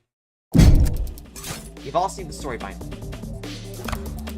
Noble android saved soldiers' life with warm blood transfusion.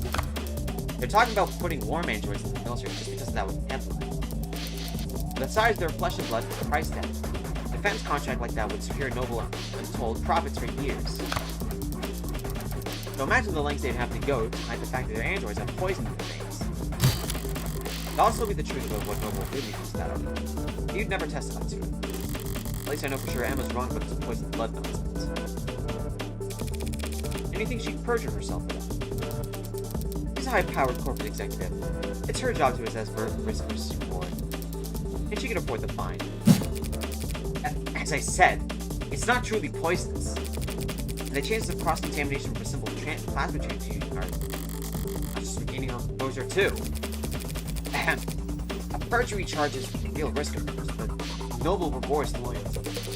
As you know, they have a great number of lawyers. Plenty of motive to lie about serotonin. As you can see, she's implicating herself there. What? But no motive for her to cover up the death of Noble Electronics' Golden Goose. No motive to kill Dr. David Assure, you say?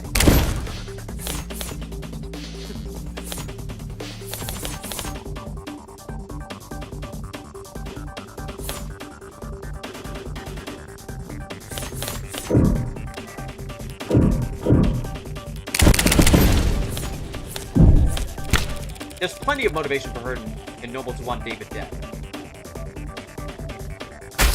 Seeing as how they were firing him. Noble Electronics was kicking their golden goose out of the nest. Suing him over breach of contract. Isn't that right? I don't have to talk about that. That's alright. I'll talk about it for you. Your Honor, Counsel is trying to testify where they're supposed to be questioning. The people opened the door when they claimed that the witness had no motive. This is absurd. You have no idea what you're talking about. I'm sure I can speak for the whole court when I say we feel nothing but reverent awe for the complexity of Noble's legal woes. But I just so happen to have an inkling of insight into this issue. Because I have here a copy of Dr. David Assure's employment contract. That is confidential. Completely improper for you. Why? I am still technically his attorney. Criminal attorney. But I didn't just stumble across his documents. I also did the one thing Noble Electronics would never expect anyone to do. I read their terms and conditions. You what? That's impossible! No one could ever... David must have renegotiated well at his last performance review. His contract allows him to take patents with him should he get fired. Meaning Noble could monopolize his IP once he was out. Rather than let their competitors have him, the company might have thought it best to... A company didn't poison David Assure, Counselor. An individual did. And if they cared that much about controlling his intellectual property, they wouldn't fire him in the first place. Correct. They wouldn't let him go for anything less than a complete breakdown of trust. You'd have to do something grave. Something like, say, committing fraud. Just now, you said there was a breach of contract. I think it was some kind of technicality that was causing this spill. But it was much more serious than that, wasn't it? You're claiming the victim committed corporate fraud. But where's the evidence of that? David created the Turing solution that every one of their androids has to run on to this day. And Noble reaped enormous profits capitalizing on his intellectual property. But how this contract was set up, they would never let him go unless they absolutely had to. Then what exactly do you think David Assure did? It's not what I think that matters. Only what the company fears.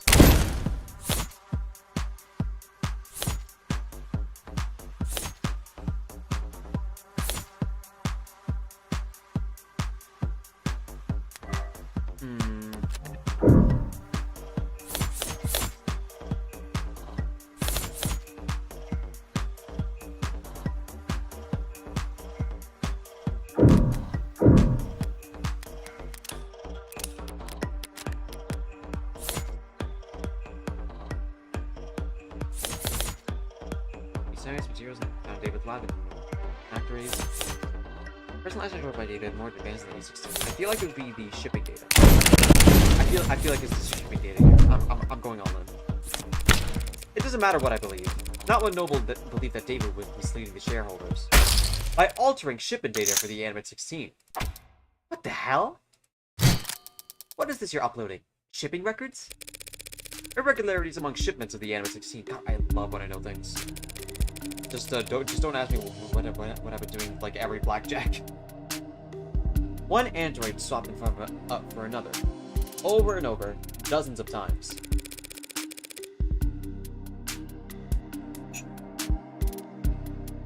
The kind of thing someone with Dr. Assure's authority could do.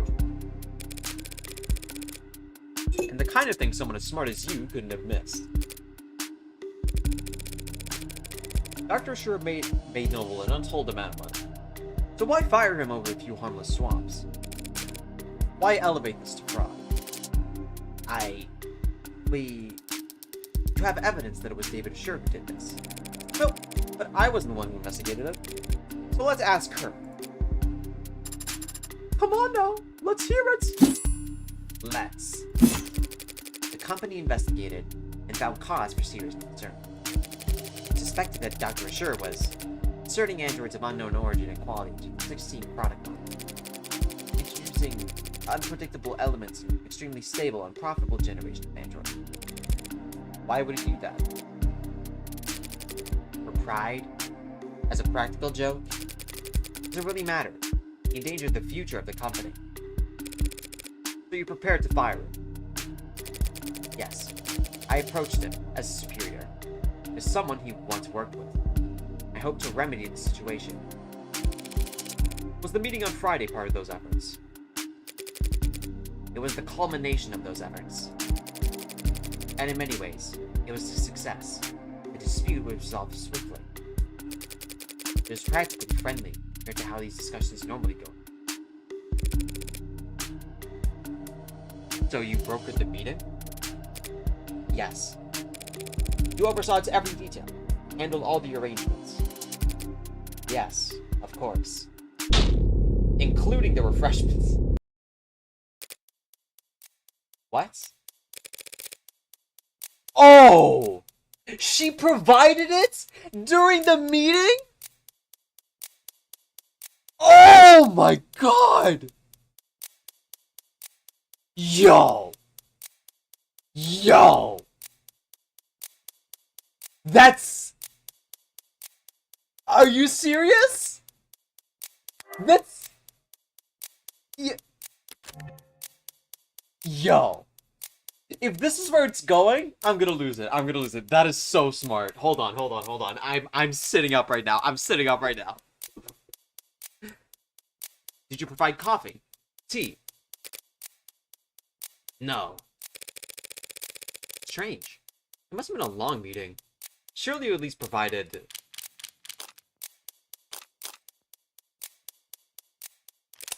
Surely you at least provided water for people. What are you asking, counselor? That's what I want to know. Me as well. We're past the point of asking. I'm accusing. Dr. Asher didn't have some kind of freak medical accident, and he wasn't killed by some terrifying two-faced AI boogeyman. He was poisoned by this woman in the light of day at that meeting Friday afternoon. Did you really just... What do you mean poisoned at the meeting? That was hours before he showed any symptoms. As Miss Young testified and demonstrated, serotonin on its own is harmless, but it becomes fatal pretty easily. You just need to convince your victim to have a drink. You're saying he ingested the poison at noon and inadvertently triggered a fatal reaction with it that night? How could you get so far ahead of yourself? There were a dozen people at that meeting, counselor. None of them wound up dead. Are you seriously claiming they all drank poisoned water? David was the only one to fall ill, so... But he fell ill because he drank from that water. Others must have drunk it too, so... You must reason that they were poisoned as well. No, that's what... What? No, what? That's... She could have just... What? Morgan, what? Huh? Take all the time you need getting there. Why aren't they all dead? Wait, what?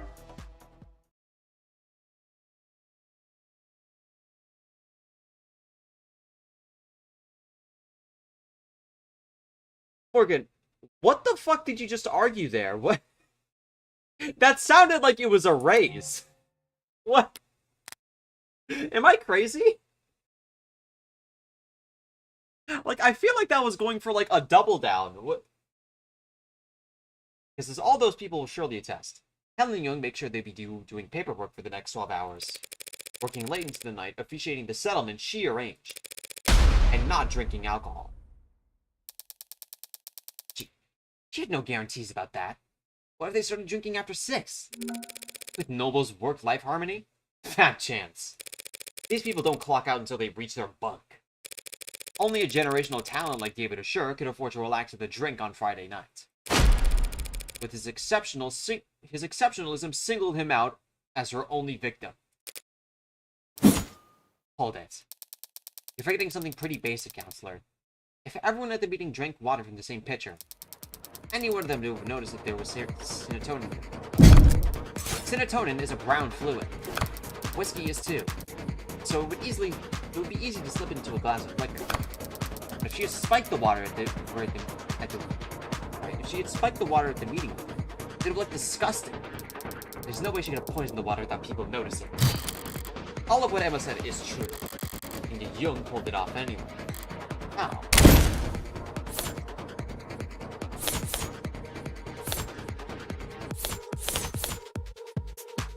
That's fucking good.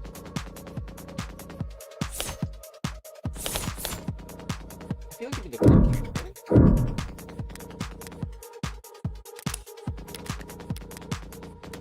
I should throw cookies.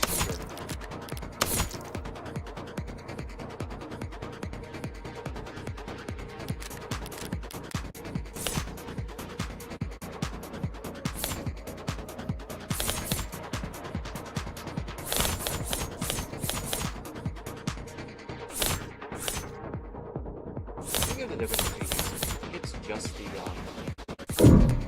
wait, water pitcher? What? That's just unique there? I think we just serotonin is produced as a caramel solution. Anyone would notice it was dropped into their water. Unless the pigment had been removed. What the hell are you talking about? Every Noble factory is producing warm androids as a chroma pitch. a machine that gives their androids that signature pink oxidant by removing pigment from red blood. With a machine like that, it'd be simple for a brilliant biochemist like the witness to take caramel-colored serotonin and turn it into an odorless, tasteless, invisible poison. As Your Honor can attest. Yes, ma'am! I can confirm that serotonin has no taste or odor. It's only the color that's off-putting. Surely the poisonous aspect should be considered off-putting as well. Time to press. David Assure, your oldest ally in the whole company, was sabotaging its future for the sake of his own whimsy. And he couldn't even be bothered to clue you in. No. Playing nutty professor and taking off early while you had to work around the clock just to stay relevant. He set up your crowning achievement, the most advanced, most profitable line of androids the country has ever seen. It will blow up into the industry fiasco of the decade. And worse than all, he didn't even stand a profit from it. You're wrong. He went to his house that night to watch him swallow poison. Get revenge on the man who left him in the dust. Your Honor, defense is testifying. This speculation carries no weight, and no amount of badgering will lend it any. True, we need proof. So why don't we have Miss Young take a swing of this whiskey and prove me wrong? Heh. I'm not gonna do that. Because you're afraid it could kill you? Because I don't have to. She's right, Counselor. Pardon?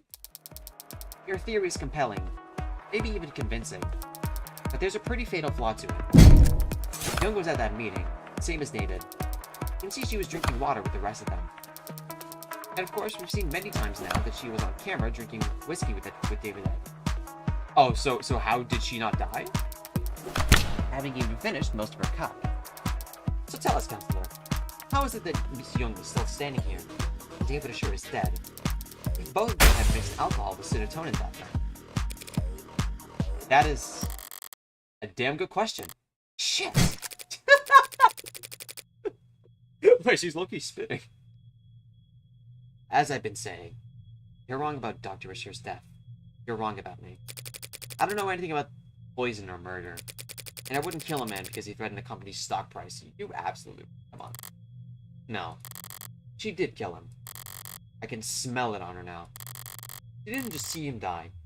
She watched him die. But then, why is she still standing? There's no antidote. No trick. That night, she was on camera the entire time. No, not the entire time. Couldn't have been. There must have been one moment.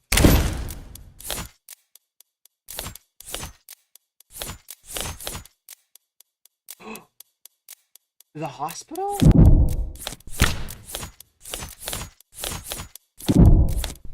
Let's work backwards here.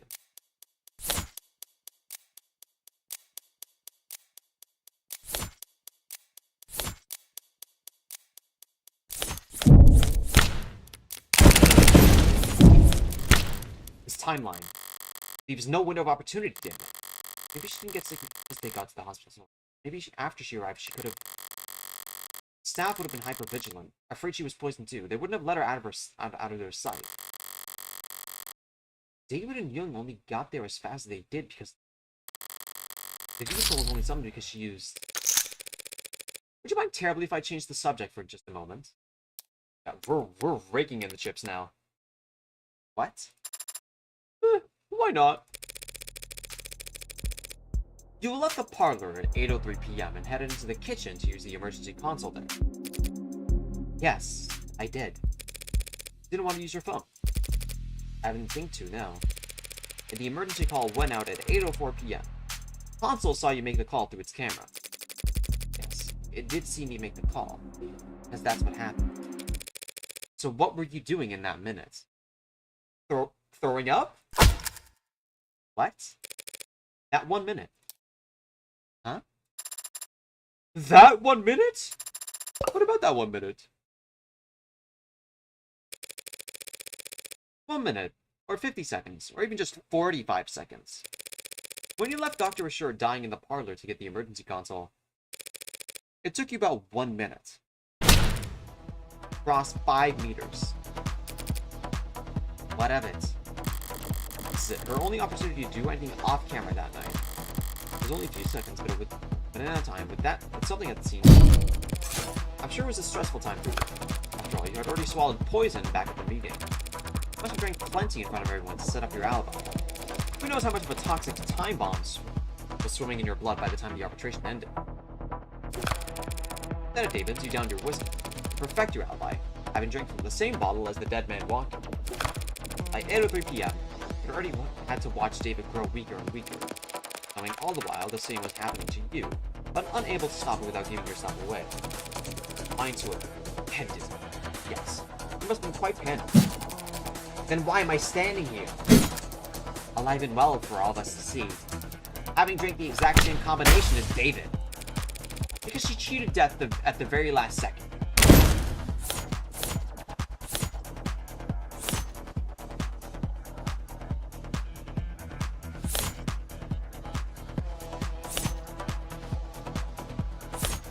She drank more. Wait, what?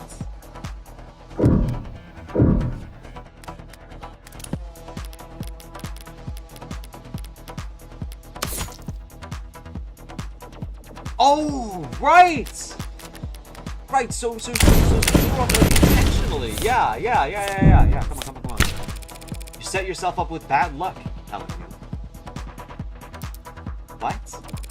By leaving the salt shaker cap loose. I don't blame you since you were in a rush.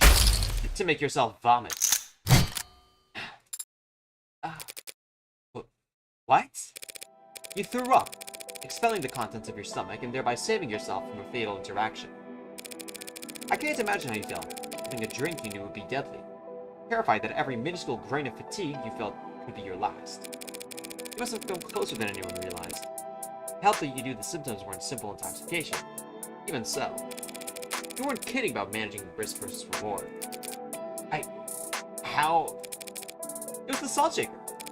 You didn't screw the cap back on all the way, and I happened to bump it over. The lone glass with your fingerprints in the kitchen.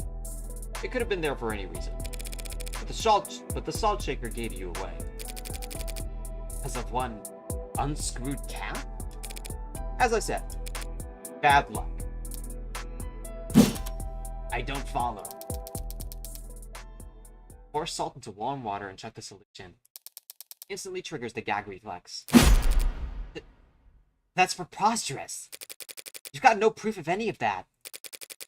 You all sound insane. A feeble attempt at self-defense from a fatally cornered animal. The teeth are already on its neck, but the jaw hasn't quite closed. But for one moment, it's all suffocating terror and sharp adrenaline and the furthest symptoms. Until the canine comes down. In summary...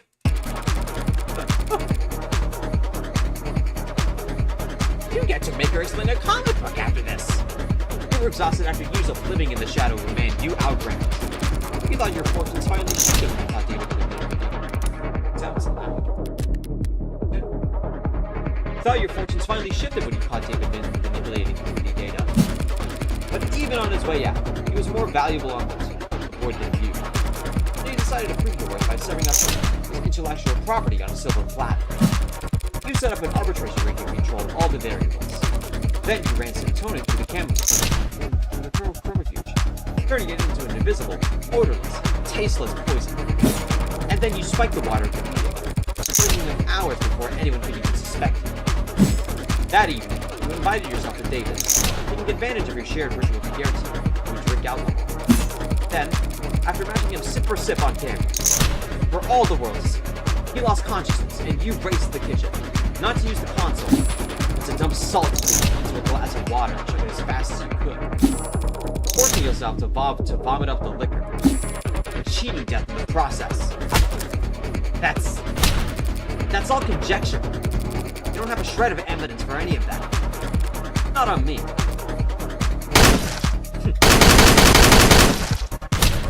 So let's go dust for fingerprints. You can explain away your prints being found on a water glass, but not on the salt shaker. Nor could you explain why we find traces of your DNA in the sink drain, or why there are minute amounts of serotonin in the blood of your entire legal team.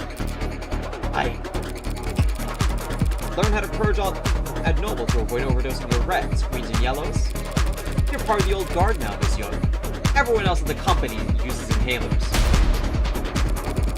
But if you want to prove me wrong about all this, that drink I offered is still on the table. Well?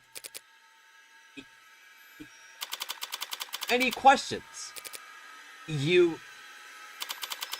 Madam Vice President? You... Cold... bitch!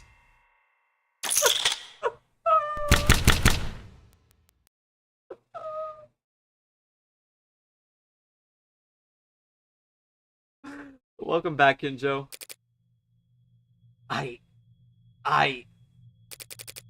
You don't understand, You're not on trial, Miss Young. Not today. Let's strongly suggest that you stop talking. For your own sake. That was good. Miss Rockford, shall we? Yes, Your Honor. Considering the most recent evidence and testimony, we have no further reason to suspect the android Sarah in the death of Dr. Asher. We know of no other occasions upon which which said android may have broken any tenets. This means that it is no longer considered at risk of violating the NDSA.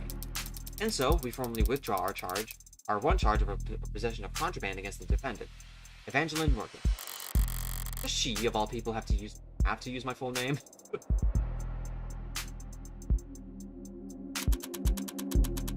Very well. Then the charges are dropped without prejudice. I'll instruct the bailiffs to remove the collar from your android as soon as possible. Case... Sorry, is my hideous presence that distracting? I'll just go dig a hole and decompose it until it turns into a mushroom. Maybe if I'm reborn as a waxy porcine eye, then I wouldn't be quite so despised. Perhaps I should let the adjutant do the honors, as a formality. Yes, ma'am! Case dismissed.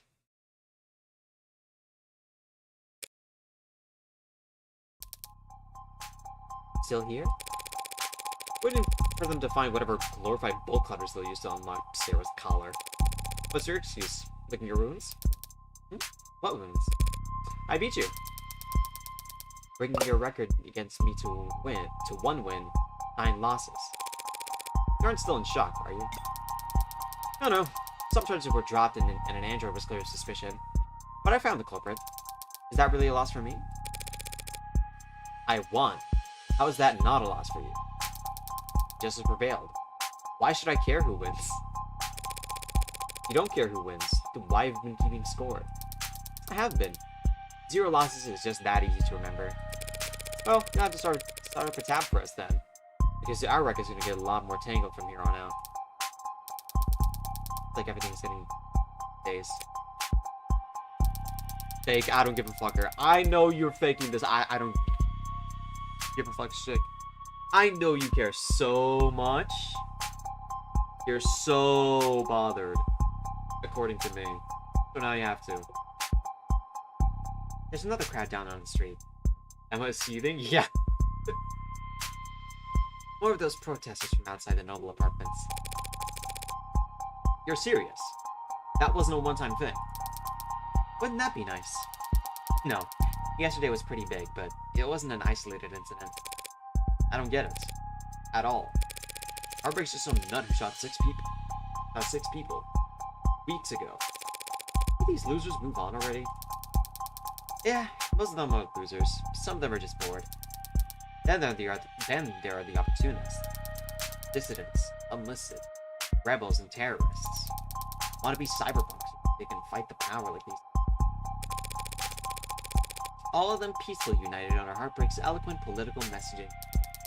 Who needs political messaging in the 21st century? Everyone's addicted to fighting strawmen. Makes sense they want to fight for a strawman too. The way they see it, Heartbreak fought the state and won.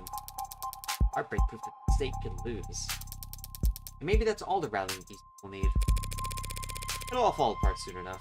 Heartbreak's gone to ground. No, it's a lot worse than that. Heartbreak's gone viral. What? You haven't read about the copycats in other cities? No. Is that a thing? Yeah, it's a thing.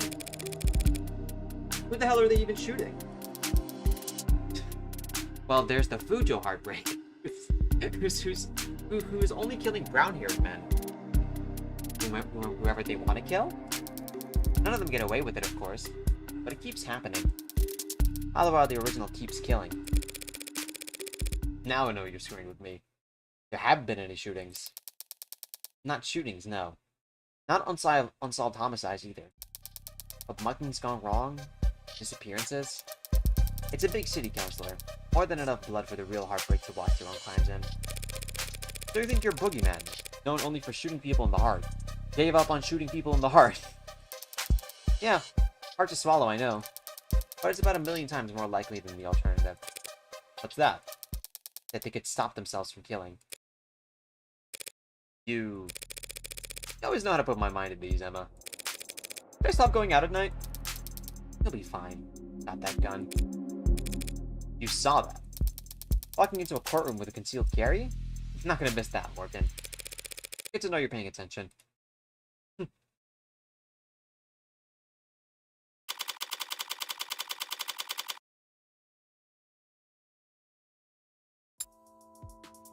I feel like this will somehow culminate into like a shit show, like at the finale, where like Morgan is implicated. she is obviously the murderer, and she's still gonna somehow get away with it. Morgan be implicating herself. She is just like an unclosed sink in front of Emma, like. You won the case. You don't have to look that astounded. Not only that, you found Father's actual killer. How? I'm a really good lawyer. No, that's not it. Hey! I mean, you were only able to make the deductions you did because you truly believed that I didn't kill Father. The logic throughout the trial was based on that assumption. So how were you so sure? Here. Father's journal? But isn't it important evidence? The case fell apart. No one's gonna miss it for a while. You forgot everything, right? So, read it all through. One more tip. So fast. Is it really possible she's reading all of that just by flipping the pages? Ray's worked quick too, but she was just capturing images for later use. There's something here on the back cover. Done already? Some kind of data storage. It's linked to my prints, but given your skills, you should be able to. I have access. What happened to you needing my express permission to hack? What is this audio file? It's a message from David. Take a listen. Didn't realize I have to sit down for this. So you can read that. So you can read that whole journal in a few seconds, but you can't. I have processed the information in the message several times over already. I'm just thinking.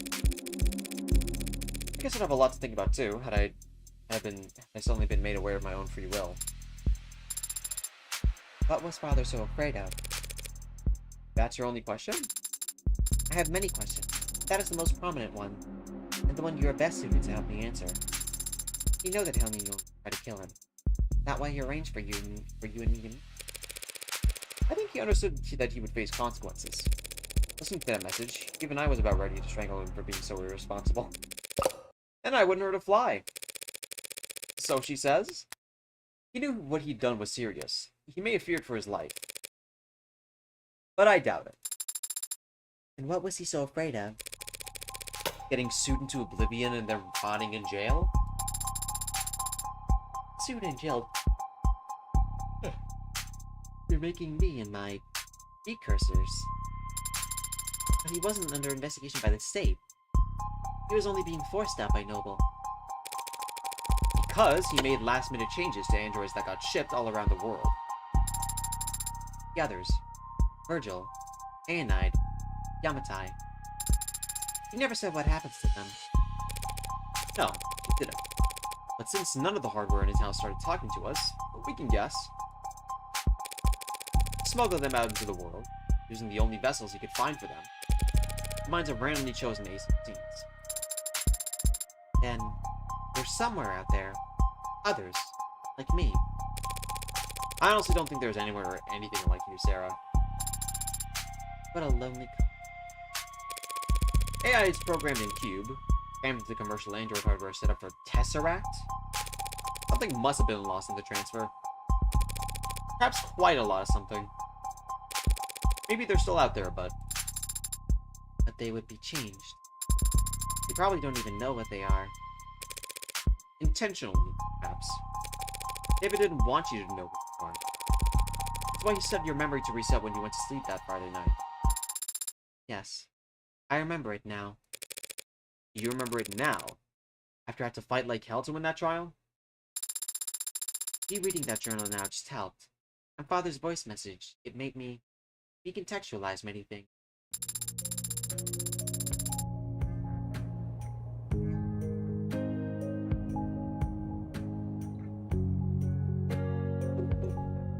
Father had been so stressed. He left scarf marks leaving the panic room. And I noticed on Friday. I had the way open in a few moments. I entered. I read his journal. This journal.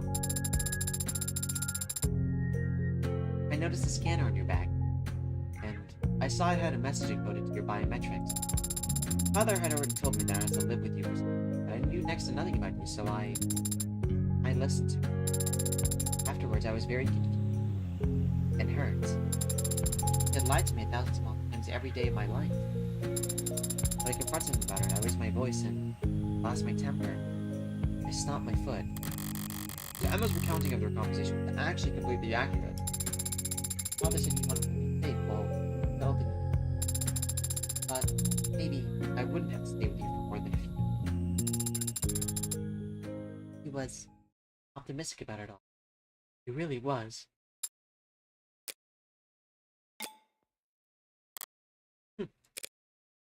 She's not in cuffs? Sarah, I need to use the restroom. Oh, good luck. You want me to come with you? Why? Because I said so. I don't actually have to obey your every word, Adonai. Sure you do.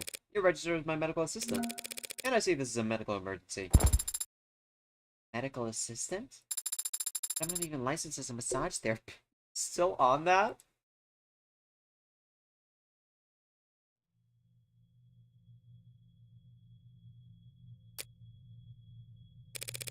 Fancy meeting you here. Yeah. Just enjoying the freedom while I can. They won't put out a warrant for at least an hour, I imagine. You can afford a pretty sizable bail, can't you? There won't be a trial. I don't intend to contest my guilt. Shame. I was looking forward to seeing what kind of legal defense you could afford with that salary. Done? No, I'm actually here to kill you. In front of my security camera. Why'd you go to his house that night? There's a fair chance he'd drink on his own, without your prompting. Even if he didn't, you could always try your plan again some other time. Why'd you risk it? Because I know what you are, Sarah. And I know what David did to those androids. You... what? Morgan loves kicking a dead horse? She loves killing horses, period. I was able to locate one of the androids that swapped in before it had left the country. When I asked what it was, he didn't even think to deny it. Innocence like that is a dead giveaway. I know what he did, and it wasn't that hard to find out. If I figured it out, so could any other... So I did what I had to. That was your motive.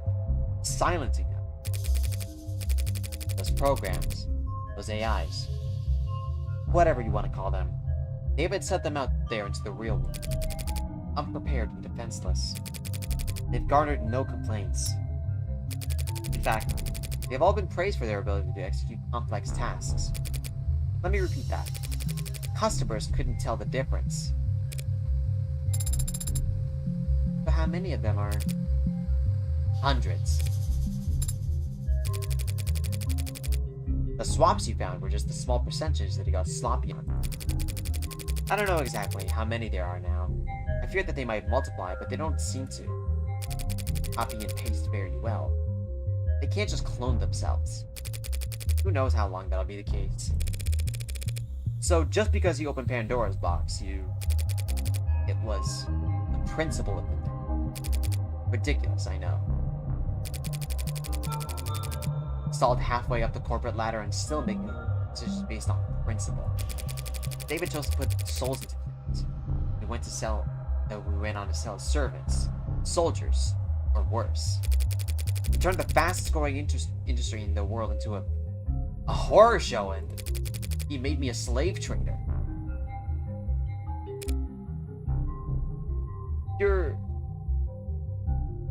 You've already been making slave traders, Young. You've just been making them without the ability to say no.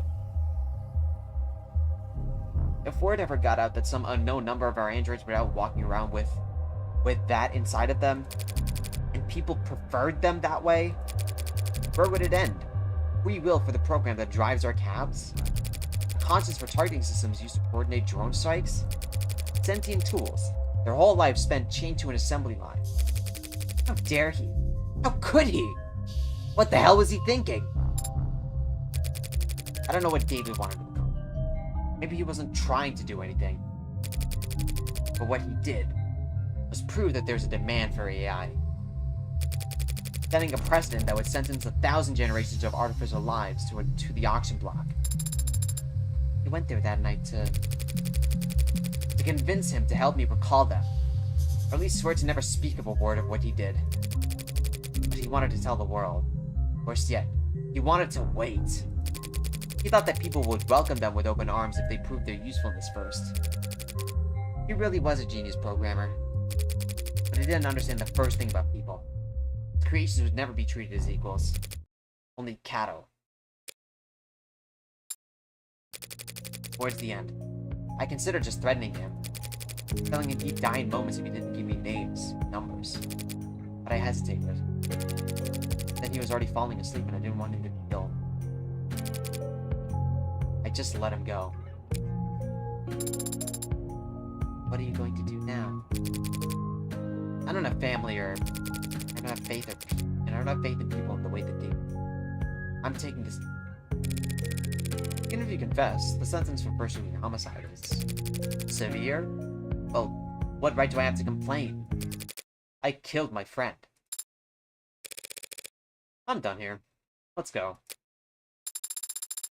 Not sure why Father made me, or why he made any of us. I didn't ask. I thought I'd have more time to ask. But on Friday, he talked about us. He was happy. He was proud of what he'd made. Couldn't wait for people, us. People are animals. They'll tear you apart. Use you as weapons and slaves and... Those animals you're talking about do all the sharing and loving and living and dying in this world. If they were all truly hard-coded to be as selfish and cruel as you say, humanity would have died on the vine a long time ago. Or at least my father thought so. My father was the greatest programmer in the world. But he knew what he was talking about. It would be nice if you were right about that. So are you sorry? What? What? For what you did. Are you sorry? You could. Did you take it back? What does it matter? Are sorry. I don't forgive you. Yes. That's to be expected. Not today. I don't know how to forgive you. Today. But my father gave me the ability to grow. But know that someday, I'll learn how. Oh.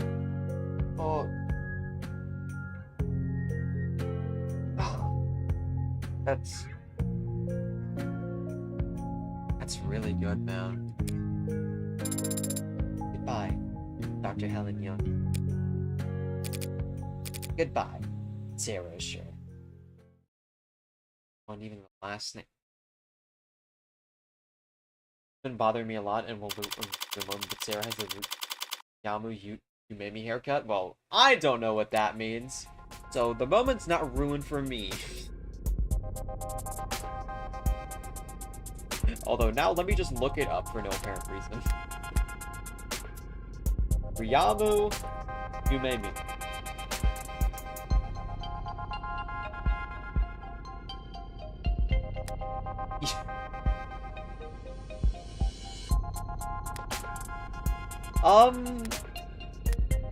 Yeah, I can see that actually. Yeah.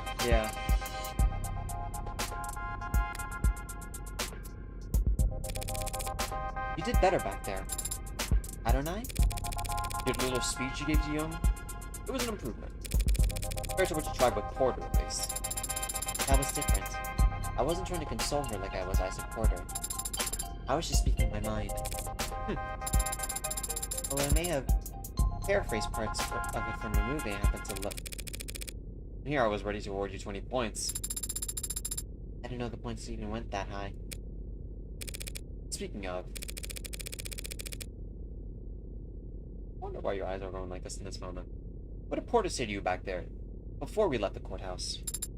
Ah, that. Well, it was quiet at first. Then he said a lot of strong words about father. Miss Young, Nobel Electronics, the capitalist-centered global economic model as a whole. I blamed all of them, everyone except for... And then he stopped and stared at my face for a while. And then his allergies must have started bothering him, because he needed to blow his nose a lot. Right. Then he left, after transferring a large packet of files to me. What kind of files? I don't know. The name of the archive is just David. And Isaac Porter told me I wasn't allowed to look inside. Well then, you're not allowed to look inside. Drop it all in the portable drive and we'll tuck it in a shoebox somewhere. We? We are headed to your apartment. Guess that collar didn't permanently dent your GPS. Why? Because it's where I live? You got somewhere else lined up. You already repaid your favor. You defended father and me.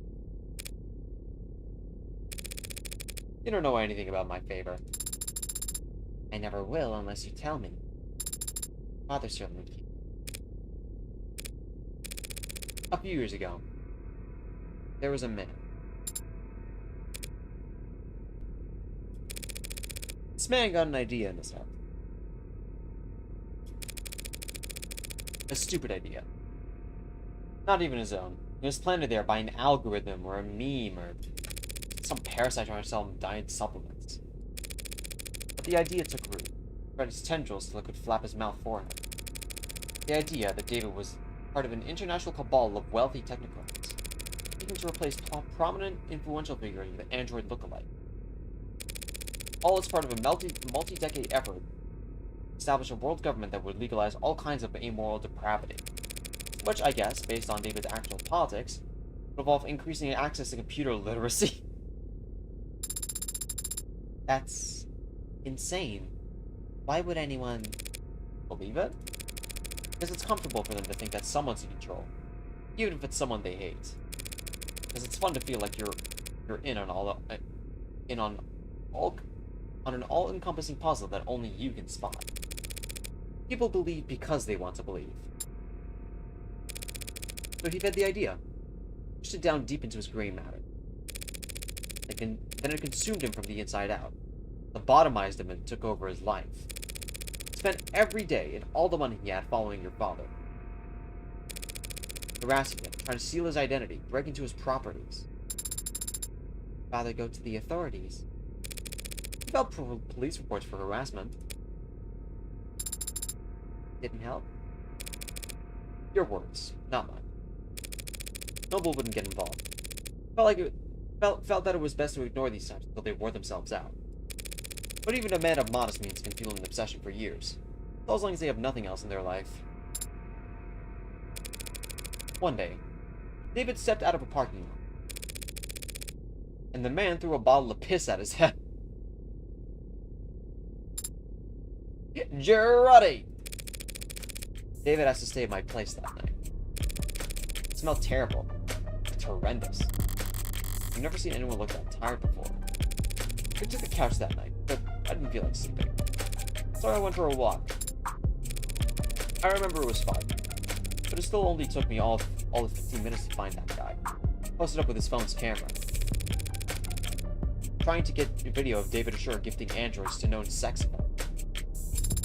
And what did you do? You know me. I did what I do best. I talked to him. Sure you did. Yeah, with this Higurashi-ass background, bro. You talked?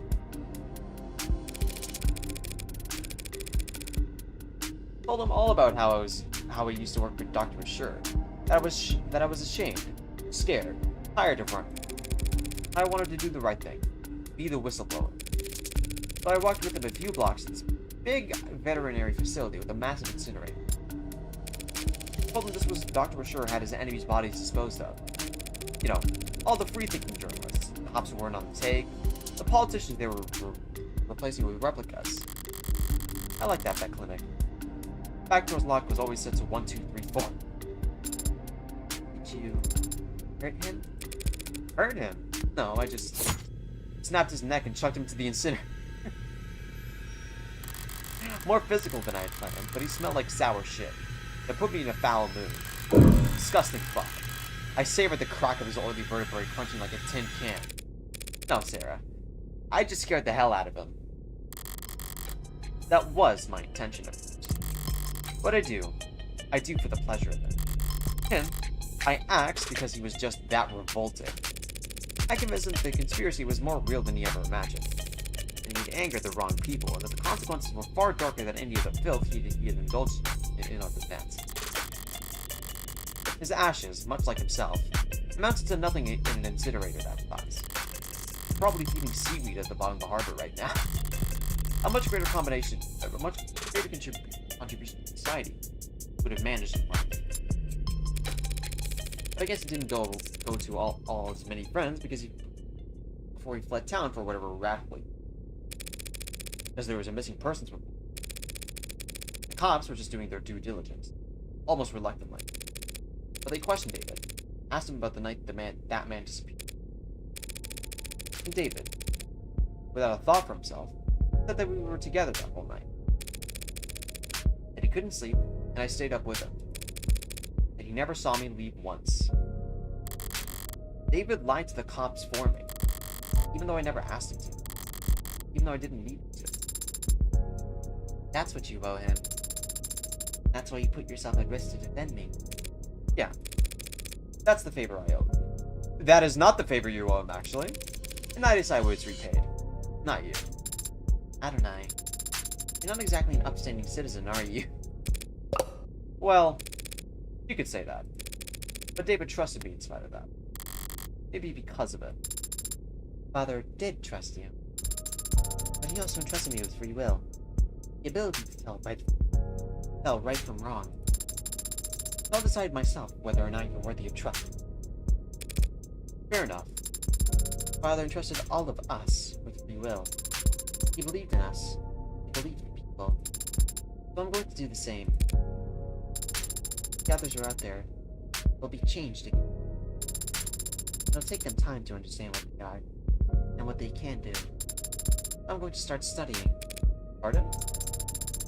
I'm going to study people and the things people build. So when I do meet a member of my family, I'll have lots to tell them.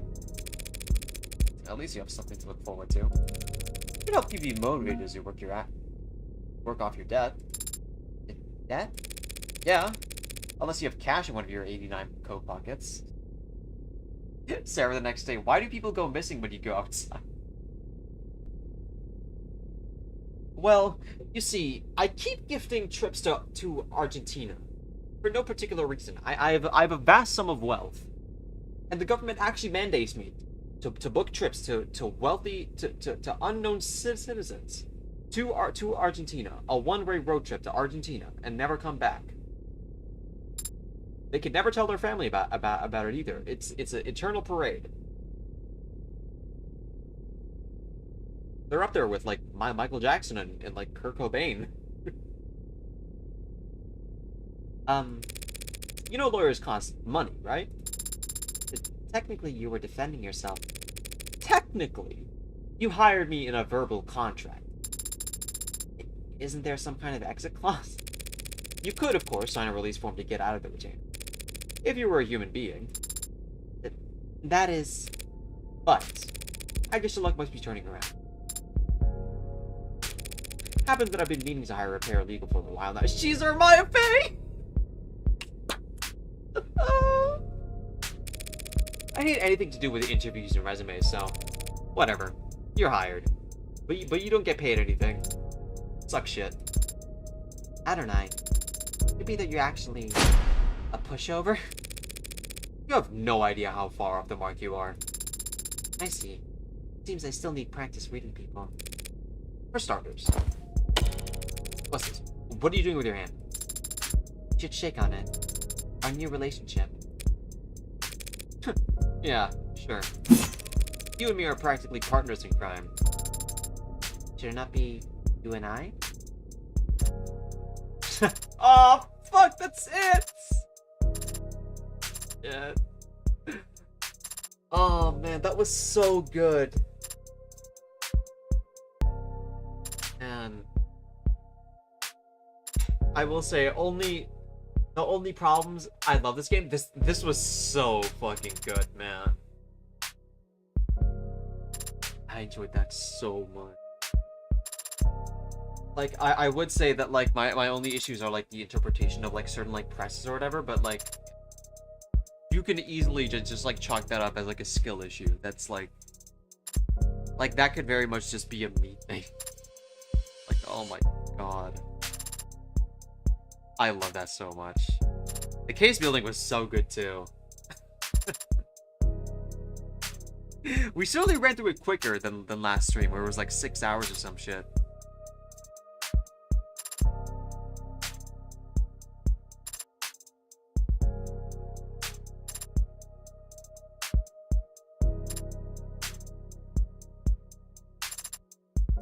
Yeah, can you believe that we have to watch Abysmal Dog Shit later?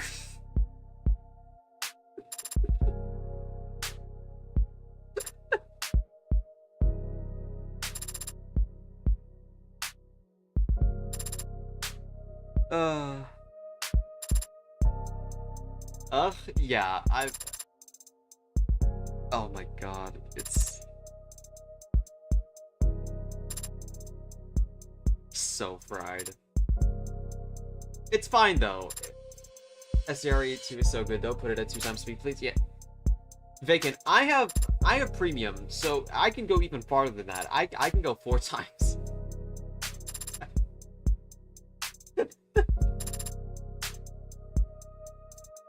I can really go fast. Aww. Aww. Aww. Practice including episode 1 is a high roller bonus charm reward. Red. It's me. Golden Freddy? I know, man. What do you mean you know? This is a disposable knife. You're the only guy who I know who would bother. Okay, well.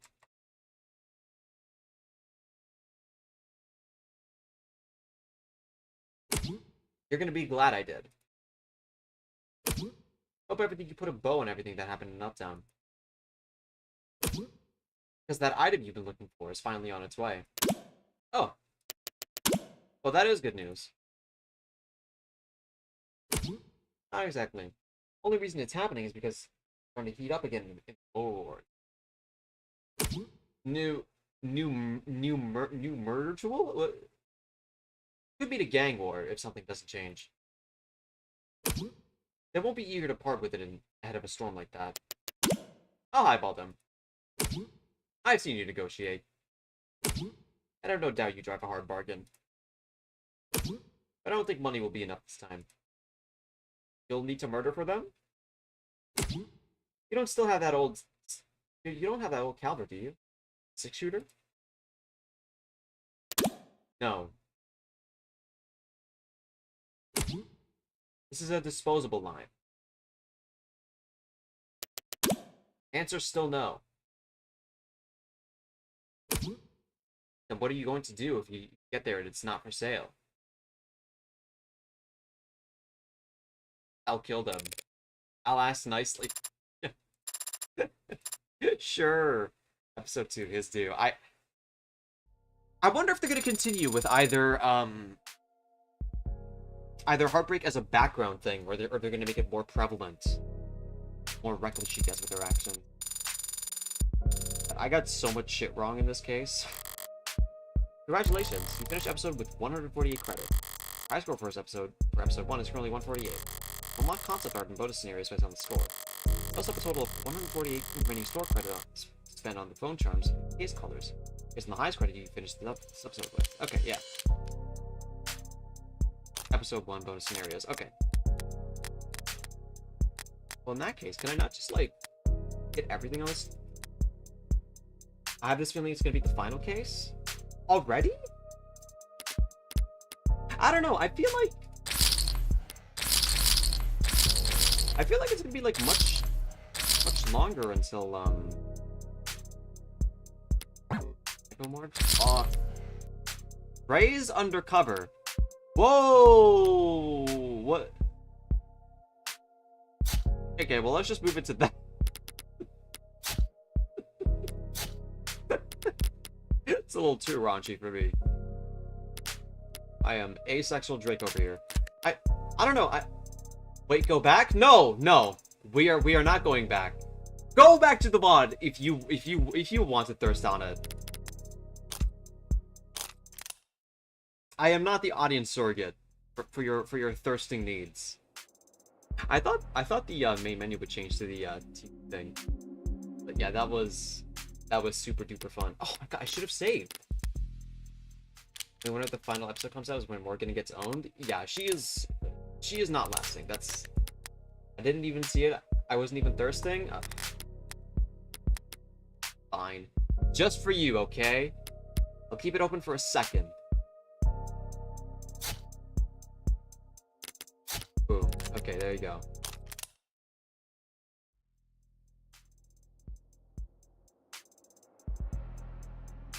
Oh, wow? Yeah.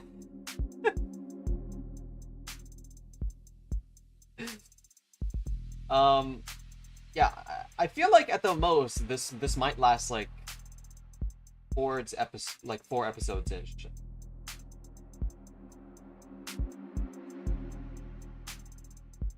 I don't know, but I'm really only like estimating based off of like other like stuff like Ace Attorney, whatever. Like,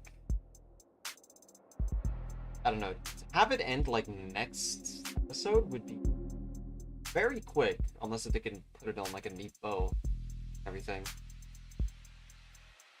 I feel like there's still a lot to go through, especially what with their like background and. What's the face? Oh, whatnot? Yeah, it's a little.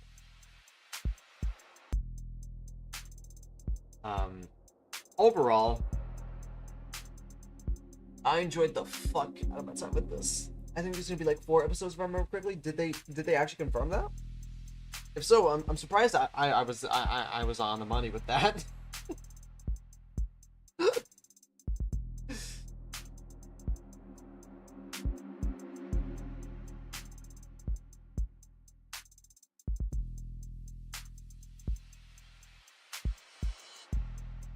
But yeah,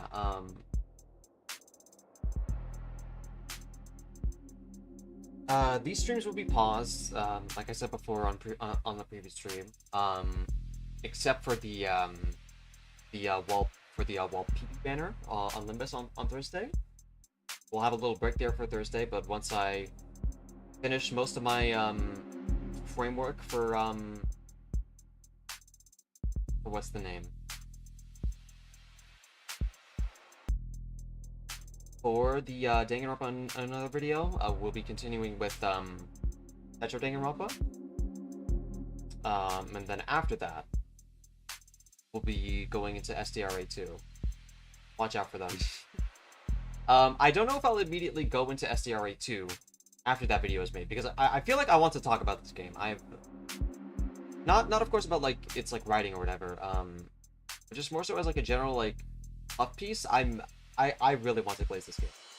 Uh-oh, Blue. Yeah, it's happening, y'all. I can at least use the excuse that chapter 2 has been finished, right? So I can only just do like episode 1. So not. It's like it's just like chapter 1.